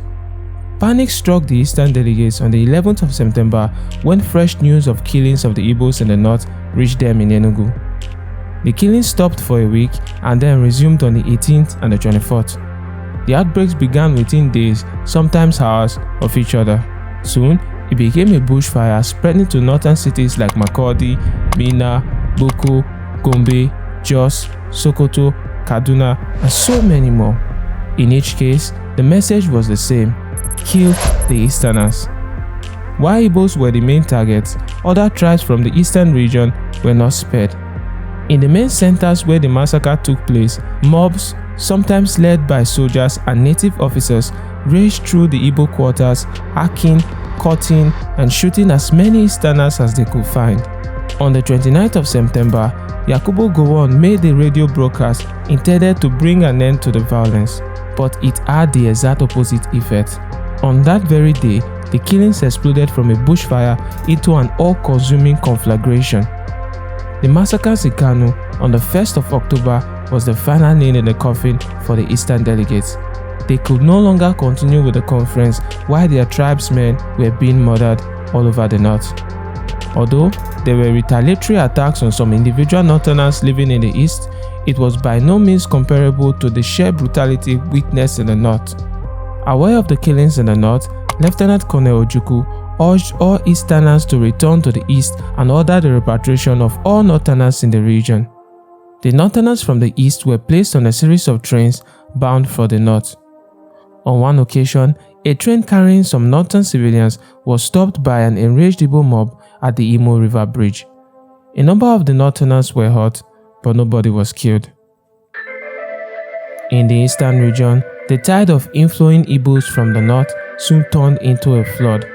Many came with horrific tales about what they witnessed in the north, and others came with frightful wounds. Soon, the hospitals in the east were overflowing with patients. Exactly how many refugees poured into the eastern region from the north between mid-September and 31st of December will never be precisely known. Many have estimated it to be between 1 and 2 million people from the north and half of that number from the other two regions. The death toll was estimated to be about 30,000. Due to concerns over his safety, Lieutenant Colonel Ojukwu refused to attend any meeting held by the Supreme Military Council outside the eastern region. The massacre of tens of thousands of Igbos in the northern region heightened his sense of isolation. In turn, the Supreme Military Council began to suspect that it was planning a secession of the eastern region from the rest of Nigeria. Towards the end of 1966, there was a bit of a struggle between Ojukwu and the rest of the Supreme Military Council, and it looked as though Nigeria as a country was on the verge of total collapse. The only last chance was for all the military governors within the framework of the Supreme Military Council to meet somewhere and try to sort out the country's urgent problems. Finally, Lieutenant Colonel Akran of Ghana agreed to host the officers in his territory at Aburi. On the 4th and 5th of January 1967, all members of the Supreme Military Council met for the first time in 6 months. The federal delegates present were the Supreme Commander, the military governors of the North, West, and Midwestern regions, the Inspector General of Police and his deputy, the Commander of the Nigerian Navy, and the military governor of Lagos. Lieutenant Colonel Ojukwu was in attendance as the military governor of the Eastern region. While the federal delegates behaved as if the conference was a social gathering, Ojukwu saw the conference for what it really was, a constitutional debate that would determine Nigeria's future socio-political structure. A lot was discussed and agreed upon during the meeting, but the fulcrum of agreements was that each region would be responsible for its own affairs and that the federal military government would only be responsible for matters that affect the entire country. These agreements will later be known as the Aburi Accords. Afterwards, Ojukwu and Gowon shook hands and promised to abide by what they have agreed. But on the 26th of January 1967, Lieutenant Colonel Yakubu Gowon gave a press conference rejecting the main points agreed upon at Aburi. Unsurprisingly, what followed after this press conference was a tumultuous clamor for the secession of the eastern region from the rest of Nigeria. The slogan, "On Aburi we stand," became the watchword of the entire region. In March, Ojukwu went on air to announce that if the agreements at Aburi were not implemented fully and if the East were to be attacked or blockaded, he would have no other alternative but to secede.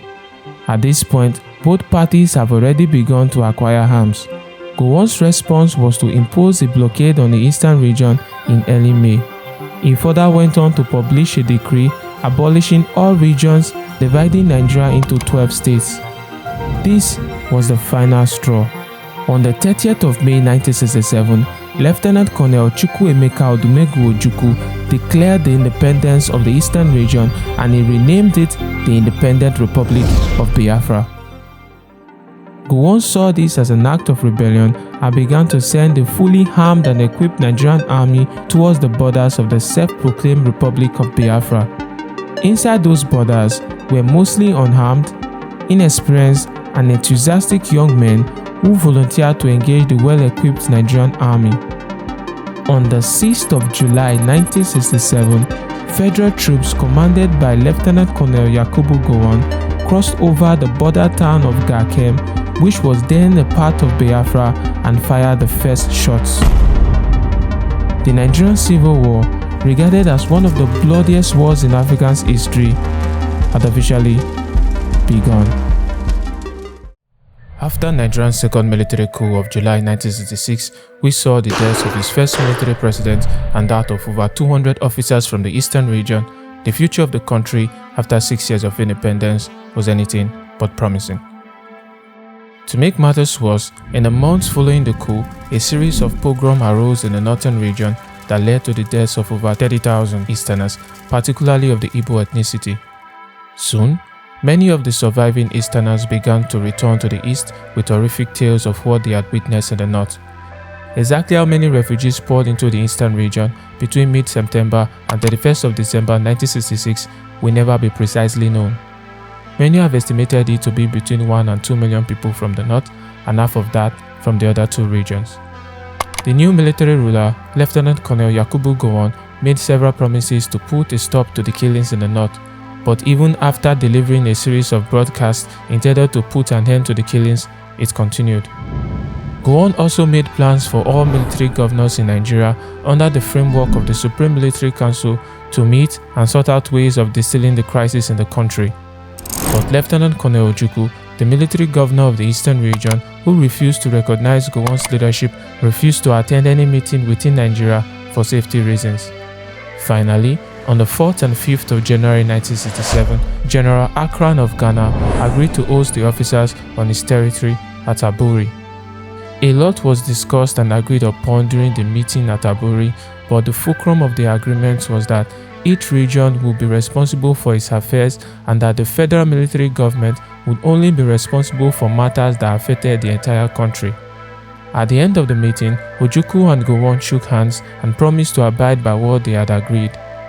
But on the 26th of January 1967, Lieutenant Colonel Yakubu Gowon gave a press conference rejecting the main points agreed upon at Aburi. Ojukwu immediately responded by issuing an edict that all federal revenues collected in the east, excluding oil, would thereafter be diverted internally to deal with the problems of the displaced people in the eastern region. The mere mention of oil revenues sent shivers down the collective spine of the Supreme Military Council. You see, most of Nigeria's oil is located in the minority non-Igbo region of the east. Gowon responded almost immediately by issuing Decree No. 8, which gave him absolute power over the affairs of any regional government in the country. Ojukwu promptly rejects this decree and begins plans for the secession of the eastern region from the Republic of Nigeria. To prevent the east from seceding, Gowon divided the 4 regions of the country into 12 states. He cleverly divided the eastern region into 3 states, separating the core Igbo territory from the minority regions where most of the oil in the country was located. In early May, Gowon imposed a blockade in the eastern region, and this was the final straw. On the 30th of May 1967, Lieutenant Colonel Chukwuemeka Odumegwu Ojukwu declared the independence of the eastern region, and he renamed it the Independent Republic of Biafra. In the months that followed, a sense of calm before the storm descended on the new nation.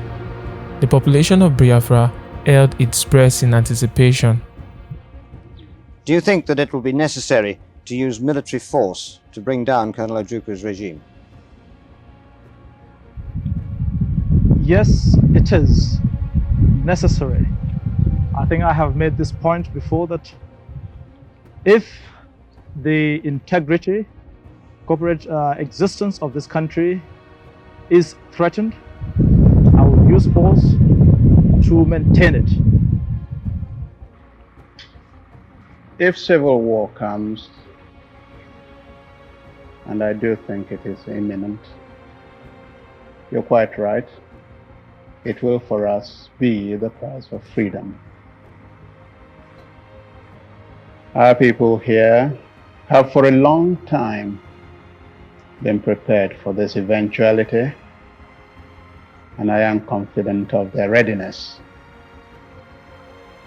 I think that when it does come, that the people on the other side would be surprised as to what they're going to get. And I'm confident that it will not last long. On the 6th of July 1967, Nigerian artillery shells began to rain down on the town of Ogoja, 10 miles from the border with the north. The Nigerian Military High Command launched an open assault on the breakaway region of Biafra in what was initially described as a police action. Okay, everybody on your field up. Let's go. The mortar, come on. I'm a baby.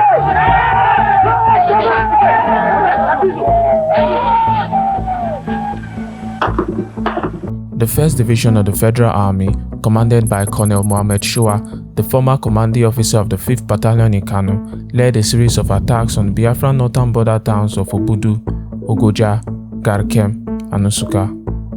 This assault was codenamed Operation Unicorn. The strategy was to facilitate a quick capture of Enugu, the Biafran capital, which they confidently predicted would be achieved in a matter of weeks, if not days, thereby bringing an end to the action. The division consisted of 2 brigades comprising 3 battalions each.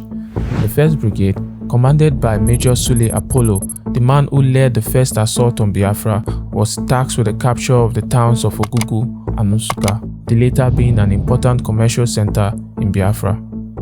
From there, the detached elements will be earmarked to push south and probe the perimeter defense of Enugu about 35 miles further south. It seemed clear that their attitude was originally to make a massive assault on the Nsukka area, the Ogoja area, so as to tie up all our troops, and then to make an armored thrust through Nsukka direct to their number 1 objective, Lieutenant Colonel Ojukwu in Enugu. If you didn't know it, that's me. The 2nd Brigade, commanded by Major Martin Adamu, was tasked with bearing down on Enugu from the east, capturing the towns of Ogoja, Obudu, and Garkem in the process. The offensive was premised on a fairly simple plan that relied heavily on communication and coordination, and was based primarily on the expectation of minimal defense from the Biafran army. Indeed, the initial Biafran response to the offensive was minimal, as its elements were poorly assembled and commanded. At the outset of the war, the Biafran army had a strength of between 5,000 and 7,000 men, with only a tiny minority armed with modern weapons. Although several officers had joined the Biafran army from the Federal Army, there were only a few of them in comparison with their Nigerian counterparts. Ojukwu took it upon himself to release all officers who took part in the first military coup from prisons stationed in the eastern region. This included Major Skanduna Nzegu, Emmanuel Ifejuna, Timothy Onwatuegu, Humphrey Chukwuka, and Lieutenant Colonel Victor Banjo, who was also imprisoned by Agwe Ronsi because of an assassination attempt. In the first few days of the conflict, the defensive Biafran army, made up of significant numbers of volunteers that were poorly armed, soon found themselves vulnerable to heavy artillery bombardment from the Nigerian forces. Finding themselves hopeless in the face of blanket artillery and mortar fire support, the defending Biafran troops from the 7th Battalion had no choice but to withdraw. On the 29th of July 1967, Major Chukwuma Kaduna Nzegu, the leader of Nigeria's first military coup, who had now been promoted to the rank of a Biafran lieutenant colonel, was trapped in an ambush and killed near Nsukka while conducting a 9th reconnaissance operation against the federal troops of the 21st Battalion under Captain Inuwa Bushishi. Even though Nzegu was technically an enemy soldier killed in combat, Gowon ordered his body to be flown to Kaduna and buried with full military honors. By the end of July, the towns of Ogoja, Obudu, Garkem, and Nsukka was successfully occupied by the 1st and the 2nd Brigades of the Federal Army. The Biafran capital of Enugu was now in sight. On the 25th of July 1967, the Nigerian 3rd Marine Commando Division, commanded by Colonel Benjamin Adenkule, the Black Scorpion, launched a surprise seaborne assault on the island of Bonny, east of the Niger Delta region. The island was at the time an extremely important location as it was the main oil loading terminal for the Shell BP pipeline from Port Harcourt. The plan for the capture of Bonny was to conquer the waterways and deny the Biafrans from receiving logistics during the war. With the Nigerian victories in the north, the seaborne attack in the south, and the Biafran capital of Enugu coming under immense pressure from the 1st Division, Ojukwu revealed a streak of tactical flair at the last minute. He called it Operation Torch. Operation Torch was conceived by the Biafran High Command as a means to exploit the fact that the Supreme Military Council had rather unwisely respected the wishes of the Midwestern region to remain neutral in the conflict, and so they concentrated their efforts on attacking Biafra from the north and the south, leaving the Midwest widely open. Ojukwu began to draw up plans for an invasion of the Midwest in an attempt to divert attention away from Enugu and possibly bring a quick end to the war. On the 8th of August 1967, Biafran troops from the newly formed 101st Division, commanded by Colonel Victor Banjo and assisted by Lieutenant Colonel Emmanuel Ifeojuna, crossed the Niger at Onitsha and landed in the midwestern city of Asaba. Within minutes, they took control of the post office and disconnected all major communication lines in the city. They continued to press forward, and when they reached the town of Agbo, they split into 3 fronts. The 12th Battalion, under Colonel Festus Akanga, moved west towards Benin City, the capital of the Midwest, and captured it. The 18th Battalion, under Major Ofri Chukwuka, moved southwards towards the towns of Warri, Sapele, and Ugeli, which were some of the oil-rich areas in the region. The last front, which was the 13th Battalion, under Colonel Mike Invensu, swung northwards towards the towns of Auchi and Agenebode.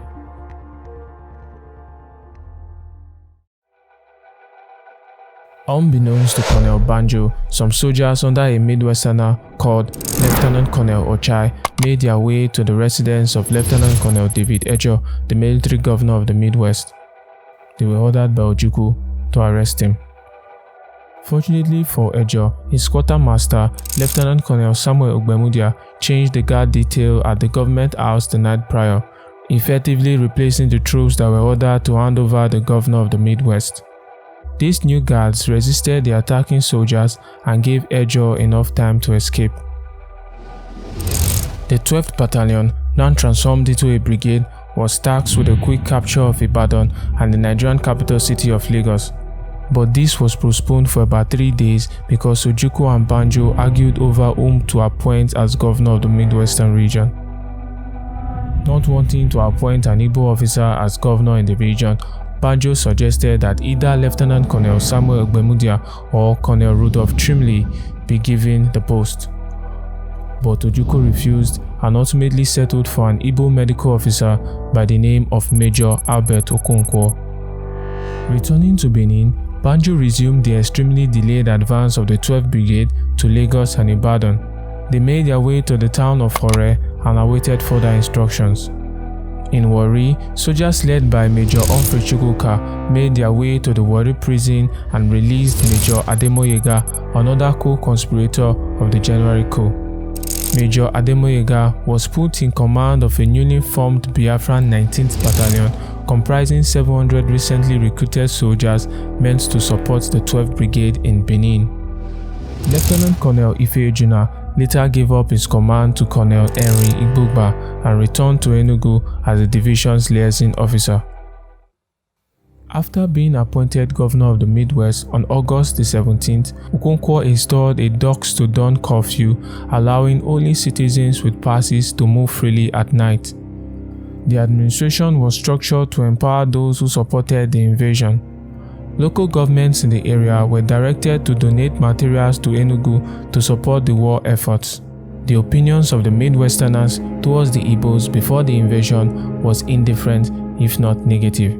Soon, some resistance groups began to spring up against the Biafrans, particularly from the ethnic Urhobos and Ijaws in the region.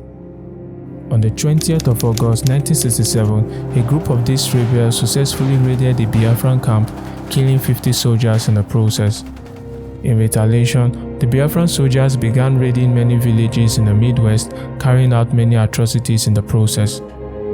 On the 19th of September 1967, Ojukwu created the Biafran puppet state out of the Midwest, with Okonkwo as its president, and called it the Republic of Benin. This only lasted for 24 hours. With this, Gowon immediately removed the clause for the police action and declared an all-out war on Biafra. On the 20th of September 1967, while the Biafran 12th Brigade was stationed in Ore, a newly formed Nigerian 2nd Division, commanded by Colonel Murtala Mohammed, attacked the Biafrans and forced them to retreat. The retreating Biafrans managed to get a vital head start in front of the advancing Nigerians by destroying some bridges on their way to Benin. When the Nigerian 2nd Division reached Benin, they discovered that the city was largely abandoned, but they managed to find a trapped Biafran unit stationed in the Benin prison. Most of them were killed by the federal forces while attempting to escape, the predominant of which was Colonel Henry Igboba, who was imprisoned in Benin City by Banjo and beheaded by the federal forces when they arrived. Meanwhile, the Nigerian 3rd Marine Commando Division, under Colonel Benjamin Adenkule, was ordered to halt their advance from the Biafran south and head west towards Warri. They succeeded in retaking Warri, Sapele, and Ugeli from the Biafrans. Continuing their retreat from the Midwest, the Biafran troops from the 101st Division arrived at Asaba and crossed the Niger into Onitsha. To delay the 2nd Division from advancing into the Biafran territory, they destroyed the Niger Bridge at Onitsha. Arriving at Onitsha, Ojukwu summoned Colonel Victor Banjo and 3 other officers, including Lieutenant Colonel Ifejuna, to Enugu. They were accused of negotiating with the federal officials through British agents, hoping to bring about a ceasefire and overthrow Ojukwu. They were hastily tried and sentenced to death by a firing squad for treason. On the 22nd of September 1967, Colonels Victor Banjo, Philip Alale, Sam Agbam, and Lieutenant Colonel Ifejuna were executed. Suffice to say, Lieutenant Colonel Ifejuna was the first black African to win a gold medal at an international sporting event. He claimed the medal during the men's high jump at the 1954 Commonwealth Games in Vancouver, Canada. Many regard Nzegu as the leader of Nigeria's first military coup, which is quite right, but the true brain behind the coup was no other person but Emmanuel Ifejuna. While Nzegu has been decorated as a war hero and has a statue of him erected in his hometown, Ifejuna has continued to receive little or no recognition after his death.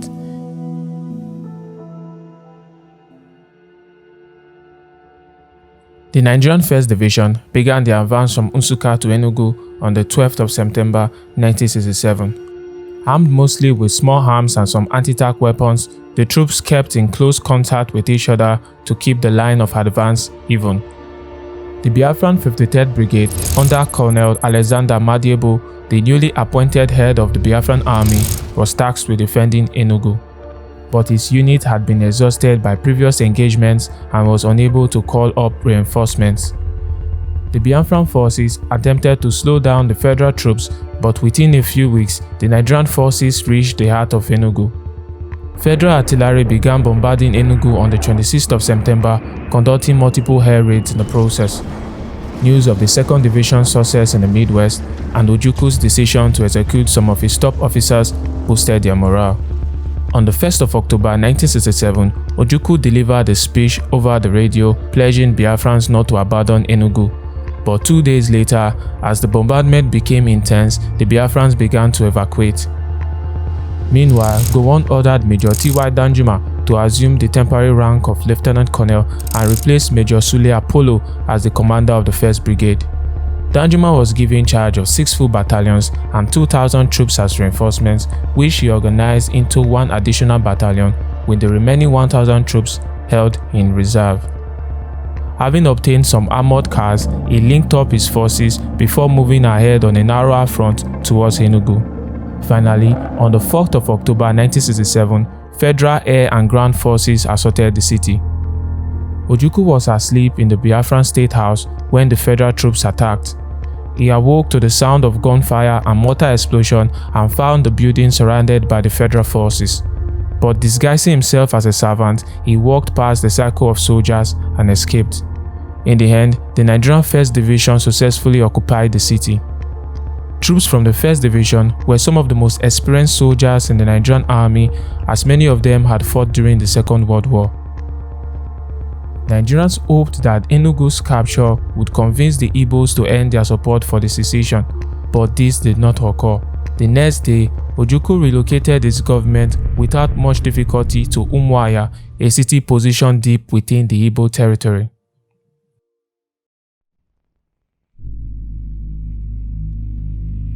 On the 5th of October 1967, Federal troops from the 2nd Division entered the midwestern city of Asaba. They immediately began to ransack houses and killing civilians, claiming that they were sympathizing with the Biafrans. In an attempt to stop the violence, the leaders of Asaba summoned all the townspeople to a peaceful march pledging loyalty to Nigeria. On the morning of October the 7th, thousands of men, women and children from every corner of Asaba joined the parade, singing, dancing and shouting words of "One Nigeria, One Nigeria." Some Nigerian soldiers were with them. Suddenly, these soldiers, ordered by Major Ibrahim Taiwo, separated the men and teenage boys from their wives, daughters, mothers and sisters. They gathered the men and young boys in an open square and opened fire at them. Exactly how many died that day is not clear. Some sources estimated it to be over 700 men. For many months, Federal troops from the 2nd Division occupied Asaba, and they continued to carry out many atrocities, destroying the town in the process.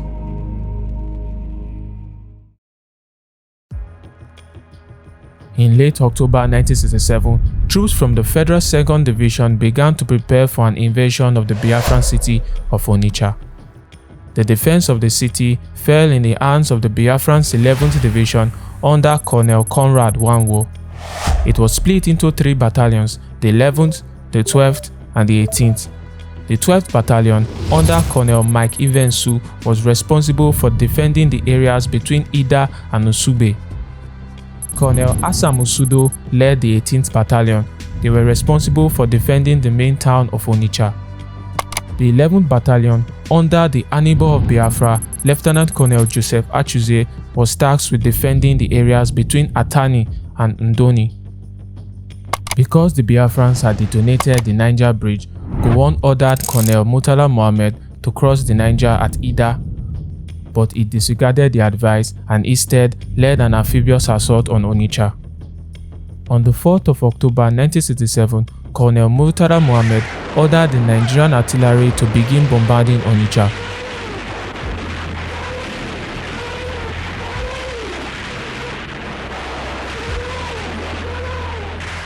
Eight days later, he led a 10-boat armada carrying 5,000 Nigerian soldiers across the Niger River into Onitsha. The Biafran 18th Battalion resisted stubbornly to the assault but was later forced to retreat in disarray. However, instead of pursuing the retreating Biafrans and occupying the town, the Nigerians turned their attention to looting and burning the Onitsha market to the ground. This gave the 18th Battalion enough time to reorganize and make a counterattack. Major Achuze's 11th Battalion made their way up to the New Market Road, while the 18th Battalion, under Colonel Usudo, swung down the Old Market Road towards Onitsha. Soon, the troops from the 2nd Division, stationed in Onitsha, were cornered by the Biafrans and attacked. There were many casualties on the Nigerian side, and only a few of them were able to retreat. Undoubted, Murtala Muhammed ordered 5,000 troops reserved from Lagos to cross the Niger River into Onitsha, but they were once again defeated. Again, for the third time, Colonel Murtala Muhammed ordered troops under Lieutenant Colonel Alani Akinrinade to make a third assault on Onitsha, but they were once again thwarted by the Biafran 11th and 18th battalions. Finally, after losing a lot of his men, the commander of the 2nd Division now realized that there was no hope in attacking Onitsha from Asaba and began to head northwards towards Ida. Colonel Murtala Muhammad's conduct on the operations to cross the Niger River has about every element of gross military misconduct, yet no words of criticism has ever been officially uttered. Lieutenant Colonel Alani Akinrinade would later leave the 2nd Division and become the commander of the 15th Brigade over at the 3rd Marine Commando Division.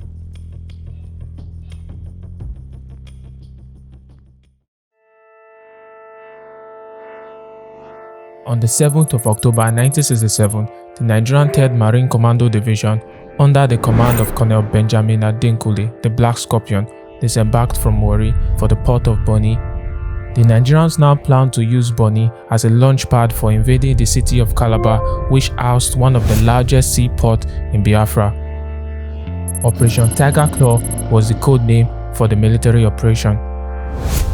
The city of Calabar was defended by the Biafran 9th Battalion under the command of Major Ogbu Oji, who was also responsible for the defense of Biafra's entire southeast coastline from Opobo to the Cameroon border. On October the 17th, Biafran defenses on the beaches of Calabar came under heavy area and naval bombardment.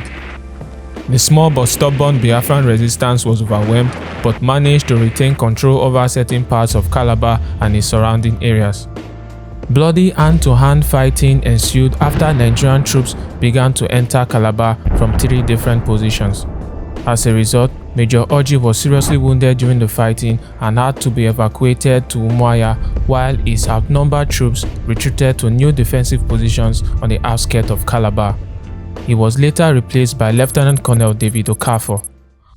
Okafor decided to wait for reinforcement before embarking on the counterattack. He was soon joined by the Biafran 7th Battalion under the command of Colonel Festus Akanga. Upon arrival, the Biafran 7th Battalion came under serious attack from the Nigerians. Colonel Akanga relayed the message to Ojukwu, stating that the situation in Calabar was hopeless and that they were in desperate need of assistance. Commander for GOC, the situation in this sector is definitely out of hands, if not hopeless. Not a single round of ammunition is held while enemy pressures continue ceaselessly for the past 48 hours. We intend to stay on and make the supreme sacrifice. Please help before it is too late. We who are about to die salute you. In the face of imminent devastation, Ojukwu sent some newly recruited white mercenaries led by a French colonel by the name of Roger Frick. But upon arrival, they also came under immediate attack from the Nigerians. After suffering unusually high casualties, the Biafrans, along with their white mercenaries, retreated to the north.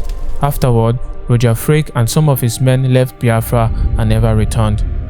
And so, Calabar had been successfully captured by the Nigerians. The fall of the port city now blocked Biafran's access to the neighboring Cameroon.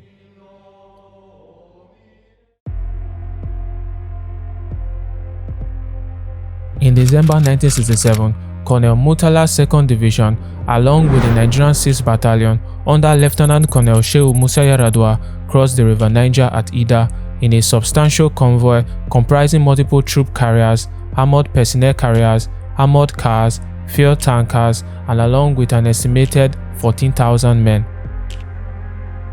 In early January 1968, Colonel Murtala Muhammed led a 2-pronged attack on the axis of Udi and Adani. 40 miles south of Nsukka, the town of Udi was taken relatively easily by the Nigerians. But from there, the division ran into the Biafran's 53rd Brigade under Colonel Christian Ude. At Adani, Murtala's troops attacked Colonel Mike Invensu's Biafran 12th Division. Colonel Murtala Muhammed, again displaying an astonishing lack of tactical originality, punched forward with his forces moving in close formations. it sustained astronomical losses from the Biafrans, who continued to harass them from the flanks and rear of the formation. However, the sheer weight of the 2nd Infantry Division drove forward and eventually succeeded in capturing the town of Oka, 35 miles east of Onitsha, on the 19th of January 1968. Oka was also the hometown of the Biafran Army Commander Major General Alexander Madiebo. With the road to Onitsha now open to the Nigerian 2nd Division, Ojukwu replaced Colonel Conrad Nwanwo, the commander of the 11th Division, with Lieutenant Colonel Joe Achuzie, and placed him in charge of the primary defense of the town. Anytime Murtala's troops attacked, Achuzie's troops counter-attacked, and with this strategy, Lieutenant Colonel Achuzie managed to hold off the Nigerian troops 22 kilometers outside of Onitsha for more than 2 months. But the Biafrans right from the beginning lacked the firepower and armored cars at Murtala's disposal. On the 20th of March 1968, troops from the Nigerian 2nd Division marched through Abagana and finally reached Onitsha. The final battle of Onitsha will last 24 hours.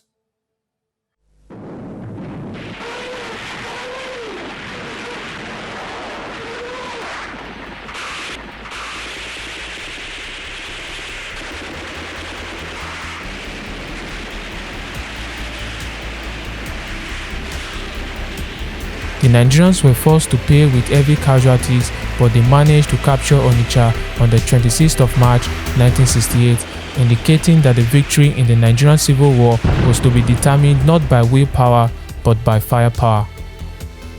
Defeated at Onitsha, the Biafrans' 11th Division broke into 2 units. The first, under Colonel Conrad Nwanwo, retreated to the south to Unewi. The other, under Lieutenant Colonel Joe Achuzie, marched to the Enugu-Onitsha road, where they laid a critical ambush. Due to the speed with which Colonel Murtala's troops raced into Onitsha, he often left some of his supplies behind. On the 31st of March 1968, a convoy consisting of 102 vehicles transporting 6,000 soldiers was on its way to Onitsha to deliver all those supplies. At Abagana, 6 miles from Onitsha, the convoy was ambushed by a small unit of Achuzie's 11th Division led by Major Jonathan Uchendu. Seeing the convoy, troops from Uchendu's unit became anxious and wanted to fire, but they were ordered to remain calm and allow most of the convoy to pass through them. As Major Uchendu was giving instructions to a soldier with a rocket launcher, the soldier accidentally pulled the trigger. The rocket went straight to a gasoline tanker in front of the convoy and ignited an explosion that engulfs the entire fleet. Many troops from the Nigerian 2nd Division are charred. The surviving Nigerian soldiers, who had already crossed over into the Biafran line, panicked and ran in different directions in total confusion. Most of them were attacked and killed by the Biafran soldiers. The ambush at Abagana was the greatest ambush throughout the Civil War. The Nigerian army suffered its single heaviest loss that day. The result of the ambush provided a much needed boost to the Biafran morale, but in real terms, it did very little to order the gradual reduction of Biafra into a diminishing enclave. Colonel Murtala Mohammed's 2nd Division suffered a lot of casualties throughout the war. He had entered Biafra with over 20,000 men, and out of which only a little over 2,000 men finally reached Onitsha. When he got to Lagos to report the results of this rather tarnished victory, he was relieved of his operational command. He never commanded any division again.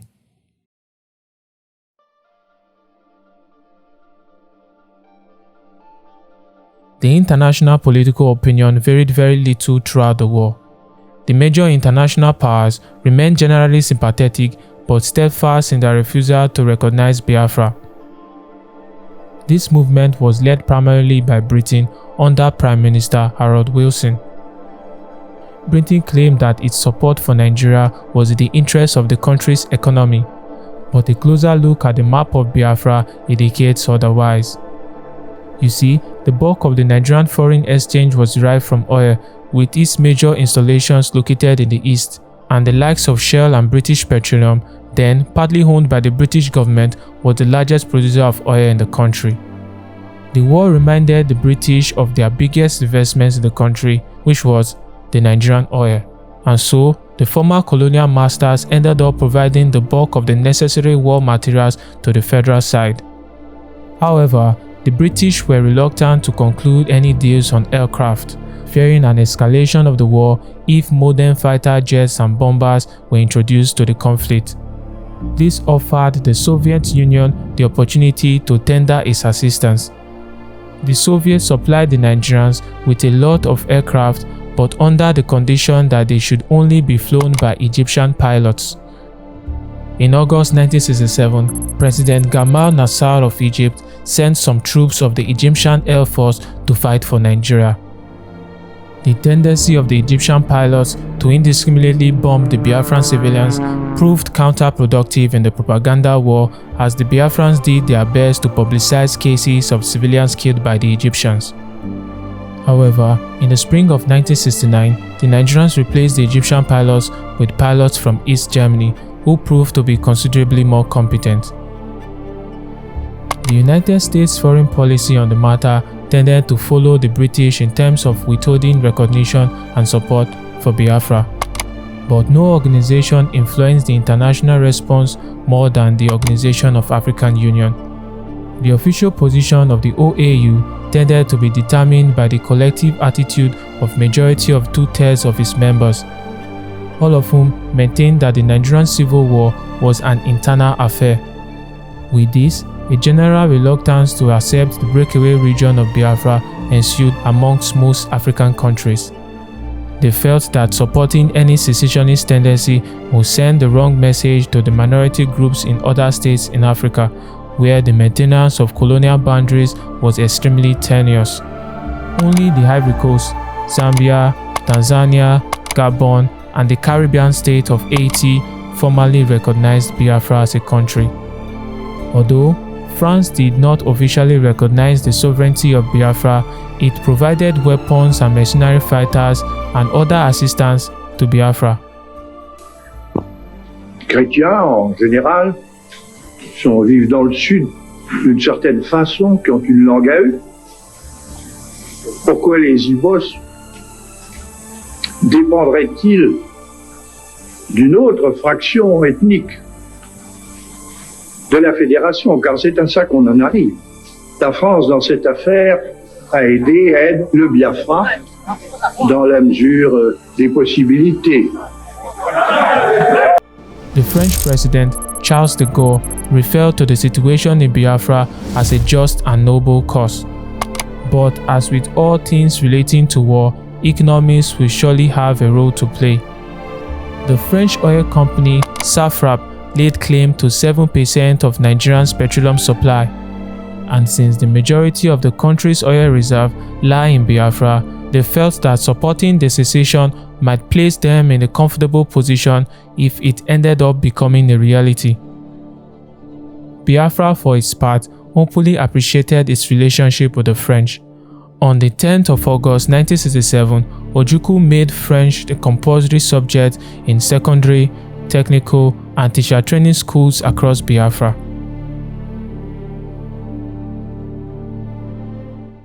We shall never go back to Nigeria again. God's grace will surely emerge as a nation. And so, as far as this war continues, we'll fight to the last man.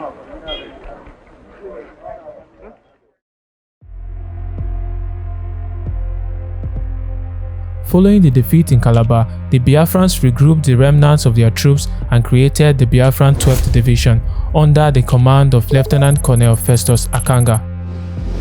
He divided the division into two brigades: the 56th Brigade under Colonel Simon Uwakwe and the 58th Brigade commanded by Lieutenant Colonel Ifeanyi Aniebo. In early March, the beaches at Oro came under heavy Nigerian aerial and naval bombardments. On the 8th of March 1968, the Nigerian 33rd Battalion under Major Ted Aman overran the Biafran defensive positions and continued towards Uyo. Confused by the swiftness of the Nigerian advance, Lieutenant Colonel Ifeanyi Aniebo loses control of his troops. Meanwhile, the Nigerian 16th and 17th Brigades stormed through the towns of Eket and Opobo and immediately captured them. They were both commanded by Colonels E.A. Etuk and Philemon Shande, respectively.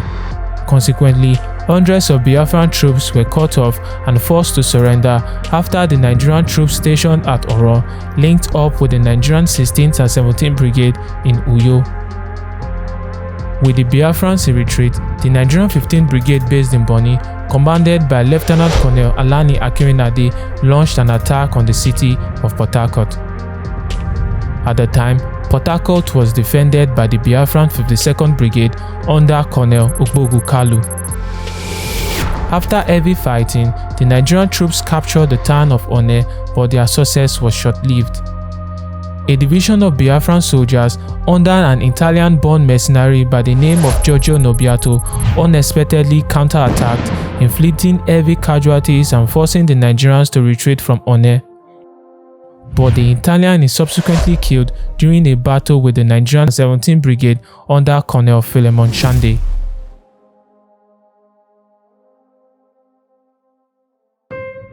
The Nigerian 17th Brigade followed up its success by capturing the town of Afam, whose power station provided much of Biafran's electricity. As a result, most of Biafra experienced a blackout. As the Biafran lines around Port Harcourt continue to crumble, a message is sent over Radio Biafra for the defense of the city. The one wants Port Harcourt. He wants our oil wealth by all means and at all costs, but we cannot get it. Port Harcourt signifies our freedom, our faith in God, and our unflinching determination to survive. By early May, Ojukwu replaced Colonel Ogbogu Kalu with a competent Biafran commander, Lieutenant Colonel Joe Achuzie, and placed him in charge of defending the city. Achuzie's arrival intensified the Biafrans, but soon Port Harcourt came under heavy Nigerian artillery bombardment and the Biafran troops fiercely resisted. During 5 days of heavy fighting, Port Harcourt's airport and army barracks changed hands on numerous occasions, but by the 19th of May, most Biafran troops had pushed out of the city into the surrounding areas. It was here, at the Battle of Okrika, that the foremost minority rights activist and leader of one of the earliest armed militias of southern Nigeria, Major Isaac Adakaboro, was killed. He was recruited into the Nigerian army to fight against his own people. Undeterred by the Nigerian advancement, Achuzie continued to fight against the troops from the 17th and 14th Brigades. He narrowly escaped death after almost being run down by an armored car. In the end, his troops abandoned the fighting and retreated to the town of Igrita, north of Port Harcourt. And so, the city of Port Harcourt was captured by the Nigerians, cutting off Biafran's main access to the sea.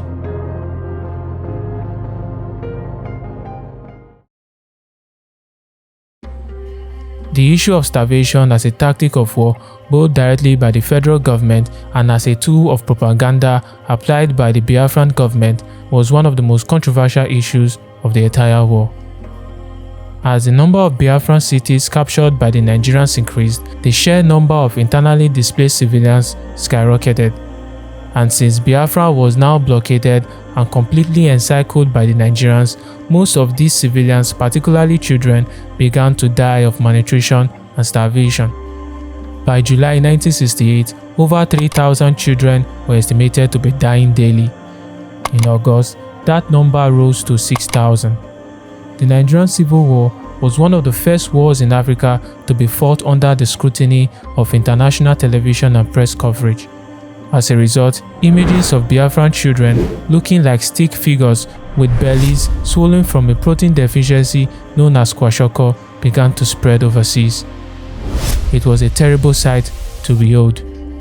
Although efforts were made by some foreign governments and aid to deal with the crisis, it often proved extremely difficult because of the resistance of both the federal and the Biafran government. The federal government insisted that all aid operations within Biafra be coordinated from Lagos, and that the deliveries and shipments be routed through Nigeria.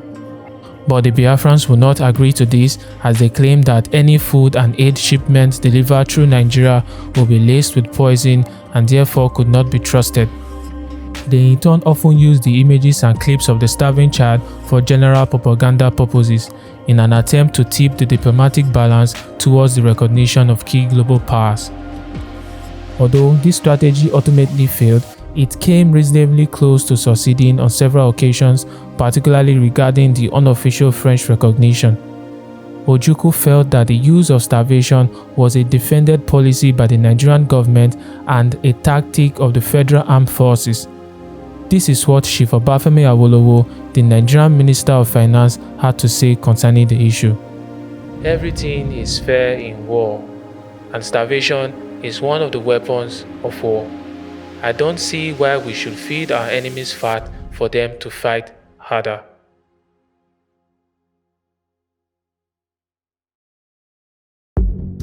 After the capture of Port Harcourt, Colonel Benjamin Adenkule, the Black Scorpion, and his 3rd Marine Commando Division began to make plans for the capture of the remaining major cities in Biafra. The three on his mind were the cities of Owerri, Aba, and the Biafran capital of Umuahia. And thus, the military action was codenamed Operation OAU. Adenkule's plan, arranged in a triangular configuration, was a simultaneous capture of the 3 cities. In August 1968, troops from the Nigerian's 15th and 16th Brigade set up positions along the Aba-Umuahia road, cutting off all food shipments from the entire city. The strategy for gaining Aba was to surround and starve the city into submission. On the 2nd of September, Nigerian artillery began shelling the city while ground forces began to enter under heavy Biafran fire. The Biafran 14th Division came under heavy artillery bombardment from the Nigerian 16th Brigade under the command of Colonel E.A. Etuk. For 12 days, bloody house-to-house fighting ensued, and as a result, Colonel Philemon Chande, the commander of the Nigerian 17th Brigade, was killed in battle. After a lot of resistance, the Biafrans finally surrendered on the 4th of September 1968. The city of Aba had been successfully captured. Again, the Nigerian 15th and 16th Brigade were charged with the responsibility of capturing the town of Owerri. On the 13th of September 1968, Biafran's positions at the town of Awara came under fierce artillery bombardment. At the time, Owerri was defended by the Biafran's 14th Division. After putting up a lot of resistance, the Biafran's 14th Division finally abandoned the town of Owerri to the Nigerian 16th Brigade. After the capture of Owerri, Ojukwu appointed Colonel Ogbogu Kalu as commander of the Biafran's 14th Division and reminded him of his failures in Port Harcourt. Ojukwu commanded him to clear the enemies from Obinze, southwest of Owerri, in 24 hours, or tender his resignation from the army.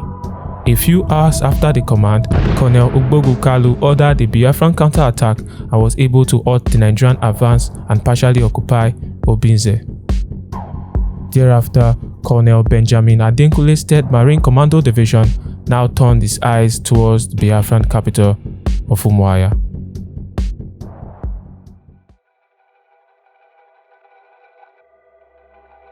On the 18th of September 1968, the 18th and 13th Brigade of the Nigerian 3rd Marine Commando Division began making their way towards Umuahia, but they were intercepted outside the city by a division of Biafran soldiers. For nearly 2 weeks, the two sides exchanged gunfire and artillery, resulting in mass casualties on both sides.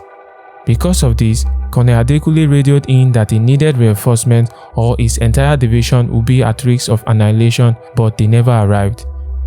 The Biafrans at Umuahia put up a formidable resistance, resulting in the death of over 20,000 soldiers from the 3rd Marine Commando Division. This amounted to 2/3 of the entire division. On the 1st of October, the Nigerian 3rd Marine Commando Division had no other option but to retreat to Port Harcourt, leaving behind Colonel Etuk's 16th Brigade in Owerri. On the 15th of October 1968, troops led by the General Commanding Officer of the Biafran Army, Brigadier Alexander Madiebo, began to encircle Owerri. No further attempts were made by the Biafrans to recapture the city for 2 months. Since the beginning of the Civil War, there had been a conflict between the Biafran soldiers and the white mercenaries they hired. To discredit the mercenaries, the Biafran second-in-command, Major General Philip F. Young, managed to convince Ojukwu to order the 4th Commando Brigade to mount an offensive against the Nigerian position at Onitsha through open terrain. As a result, Ojukwu sent 4,000 troops from the 4th Commando Brigade to Nkwele, less than 10 kilometers outside Onitsha. This brigade was commanded by a no-nonsense German mercenary called Colonel Rolf Steiner. On the 15th of November 1968, Steiner was ordered to launch an offensive operation on Onitsha, coined Operation Hiroshima.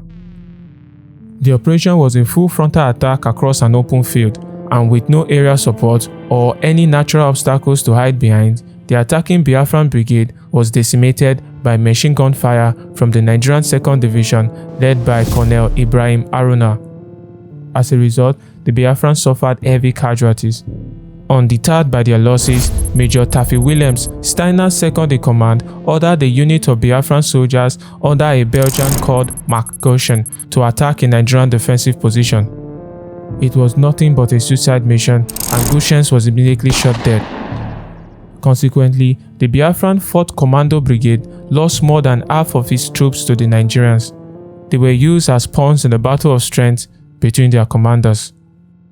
On the 29th of November 1968, the remaining soldiers of the 4th Commando Brigade retreated from Onitsha, leaving the city under complete Nigerian control for the rest of the war. The battle at Onitsha had a serious toll on Colonel Steiner, and they began drinking heavily to help relieve his panic attacks. On the 6th of December 1968, Ojukwu dismissed and deported him and 5 other mercenaries out of Biafra. Ojukwu then handed the command of the 4th Commando Brigade to Major Taffy Williams.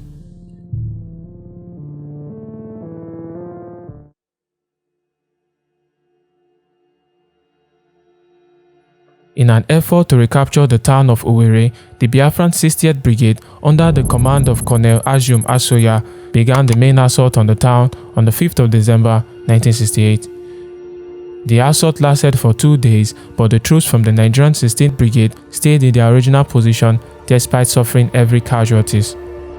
On the 15th of March, the Biafran S Division, under the command of Lieutenant Colonel Timothy Owantuegu, made the frontal assault on the 16th Brigade in Owerri, but it was forced to halt after suffering heavy casualties. He then placed half of his men under the command of Lieutenant Colonel Joe Achuze, and he was able to get within 1 kilometer of the city. Achuze then took control of the S Division for 1 week and continued the frontal assault on Owerri. But his plan ultimately failed and he retreated after suffering heavy casualties.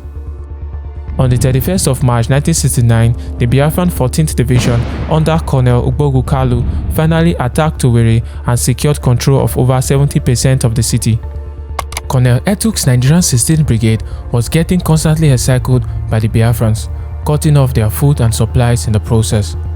The Nigerian 16th Brigade was continuously attacked by the Biafran 60th Brigade moving from the west, the 52nd Brigade from the north, and the 68th Battalion of the S Division from the east.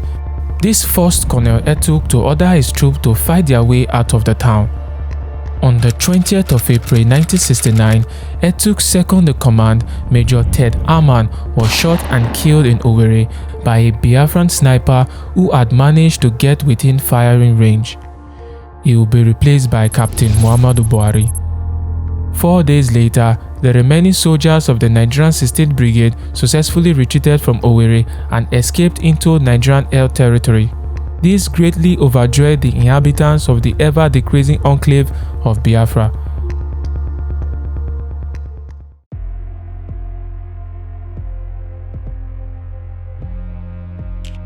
With the failed attempt of the 3rd Marine Commando Division to capture the city of Umuahia during Operation OAU, the general officer commanding the Nigerian 1st Division, Colonel Mohammed Shua, decided to give it a try. He codenamed his assault Operation Leopard and placed Lieutenant Colonel T.Y. Danjuma in charge of Sector 1 of the 1st Division, giving him control of the 4th, 21st, 22nd, 23rd, 24th, 25th, and 82nd Battalions. They were ordered with full force to move towards the Biafran capital. On the 27th of March 1969, in company of the Biafran 13th Division and the 55th Brigade were suddenly attacked with overwhelming force by the invading Nigerians. They managed to break through a gap of the Biafran defenses and bulldoze their way closer to the city. As a result of the swift Nigerian advance, the Biafrans began to ask for reinforcement. But before they arrived, the Nigerian 82nd Battalion under Major Ibrahim Babangida attacked and captured the town of Uzo-Akoli, a few miles from Umuahia. During the fierce fighting that ensued, Major Babangida was seriously wounded and had to be replaced by his second-in-command, Major Malman Vasta, who led a counterattack with armored cars and artillery.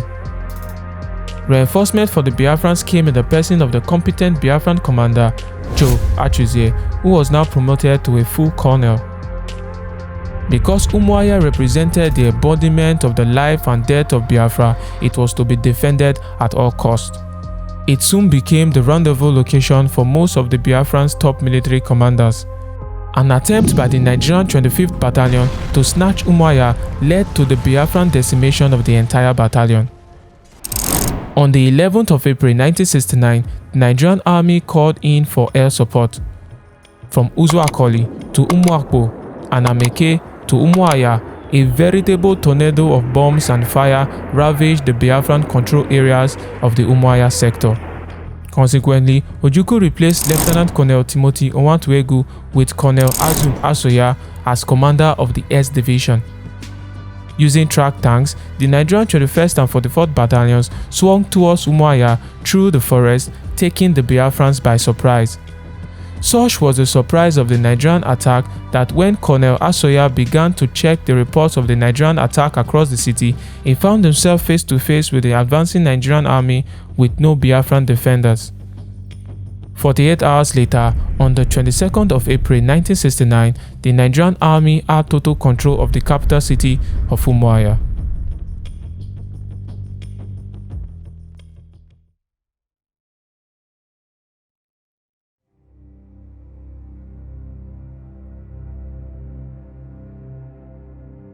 The outcome of the war thus far created a sense of resentment from the Biafrans towards a collection of certain foreigners living in the region close to its borders.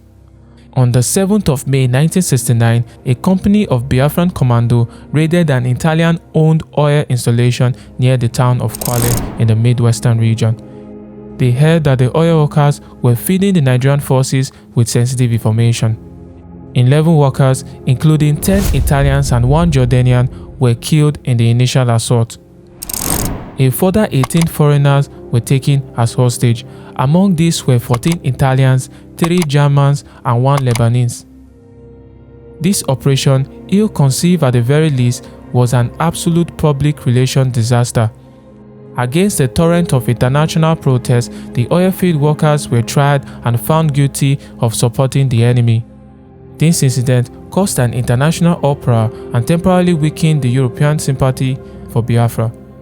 In the following month, both Pope Paul VI, the Italian government, the United Kingdom, and the United States mounted concerted pressure on Biafra.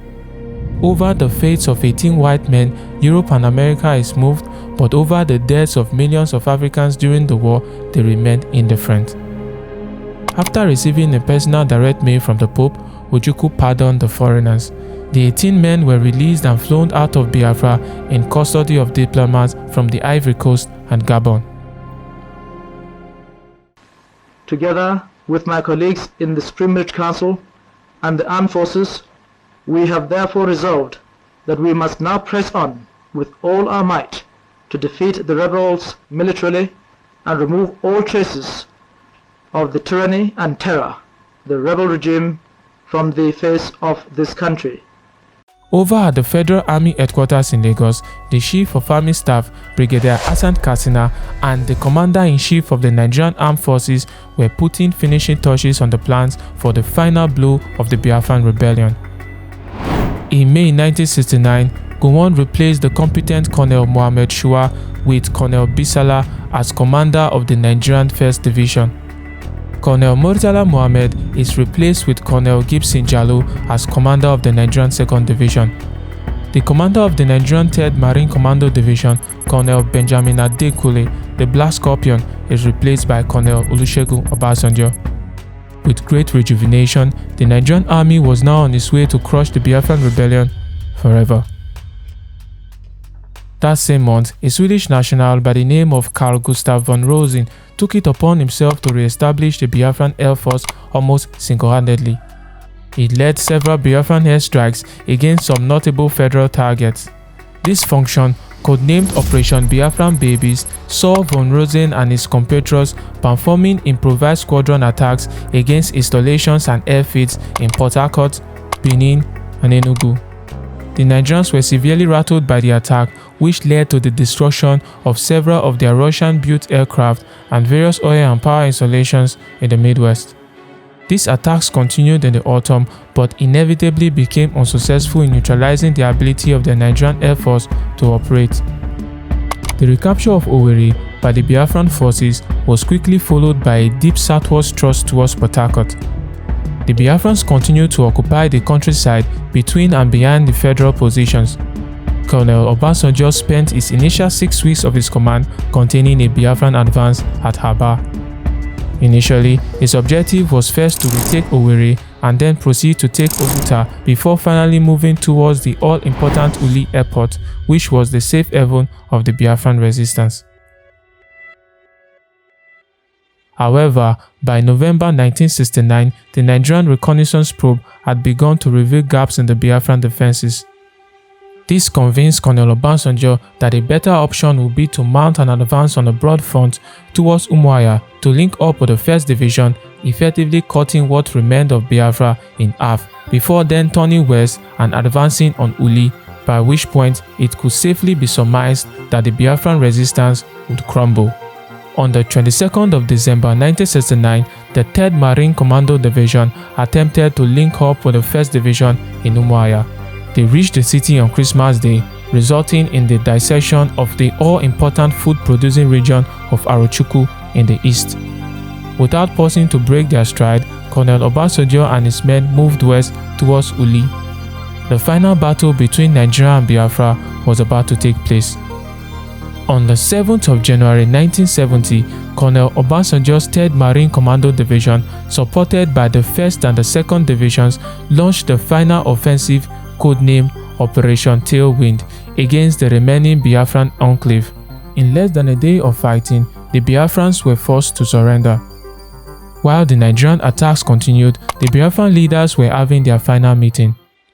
General Ojukwu announced his plans of traveling abroad in search of peace and handed over the Biafran presidency to his vice president, Philip Effiong. On the 9th of January 1970, Ojukwu boarded a private jet and fled to the Ivory Coast. 2 days later, the Nigerians took control of Arochukwu and the Uli airport. And so, the final enclave of Biafra, the land of the rising sun, had been successfully captured. The next day, the new Biafran president and his prominent officers called for a ceasefire and made their way to Owerri to broadcast their final surrender to Colonel Obasanjo. After a few moments of cordial conversation, Colonel Obasanjo accepted the offer for a surrender from the Biafrans. On the 15th of January 1970, Effiong flew to Lagos to officially announce the surrender, and the Republic of Biafra ceased to exist. I, Major General Philip Effiong, officer administering the government of the Republic of Biafra, now wish to make the following declaration. That we affirm we are loyal Nigerian citizens and accept that the Republic of Biafra hereby ceases to exist. The tragic chapter of violence is just ended. We are at the dawn of national reconciliation. Once again, we have an opportunity to build a new nation. You will have heard that my government may seek the assistance of friendly foreign governments and bodies, especially in the provision of equipment to supplement our national effort. There are, however, a number of foreign governments and organizations whose so-called assistance will not be welcome.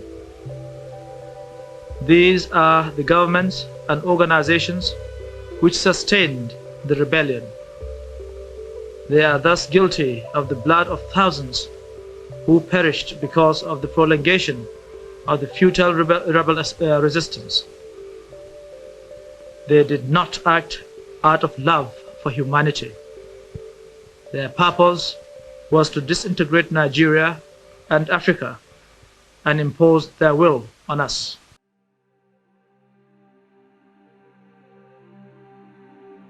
The Nigerian Civil War resulted in an upwards of over 100,000 military casualties and anywhere between 1 to 2 million Biafran civilians who died in one way or another as a consequence of the war.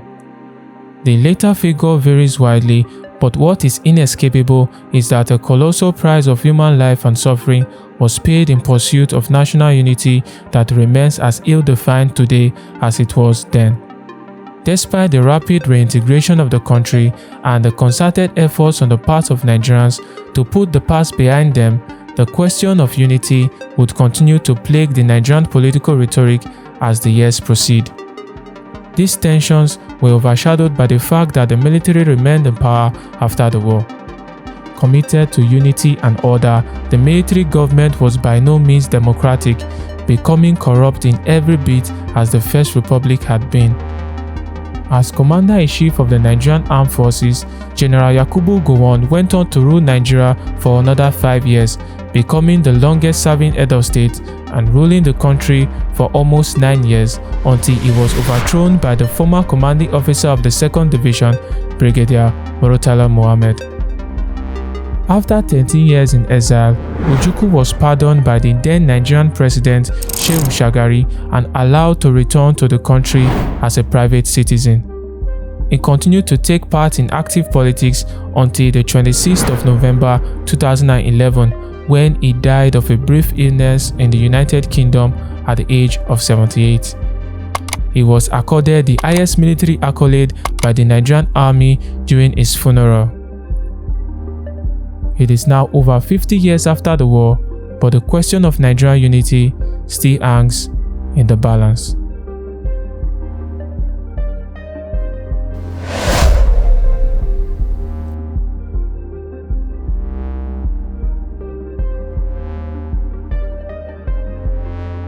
If you've watched this video to the end, I want to say thank you and you are amazing. If you love my work and want to support it, consider following me on Patreon. The link is in the description below. All the money goes back into the channel, enabling me to continuously tell the story of Africa clearly and concisely. There are also rewards and special offers exclusive to our patrons. And do not forget to like and subscribe and hit the bell notification to never miss any of our videos when it drops. I will leave you with some before and after photos of some of the kingpins during the war. I love you all, and until I see you in the next video, goodbye.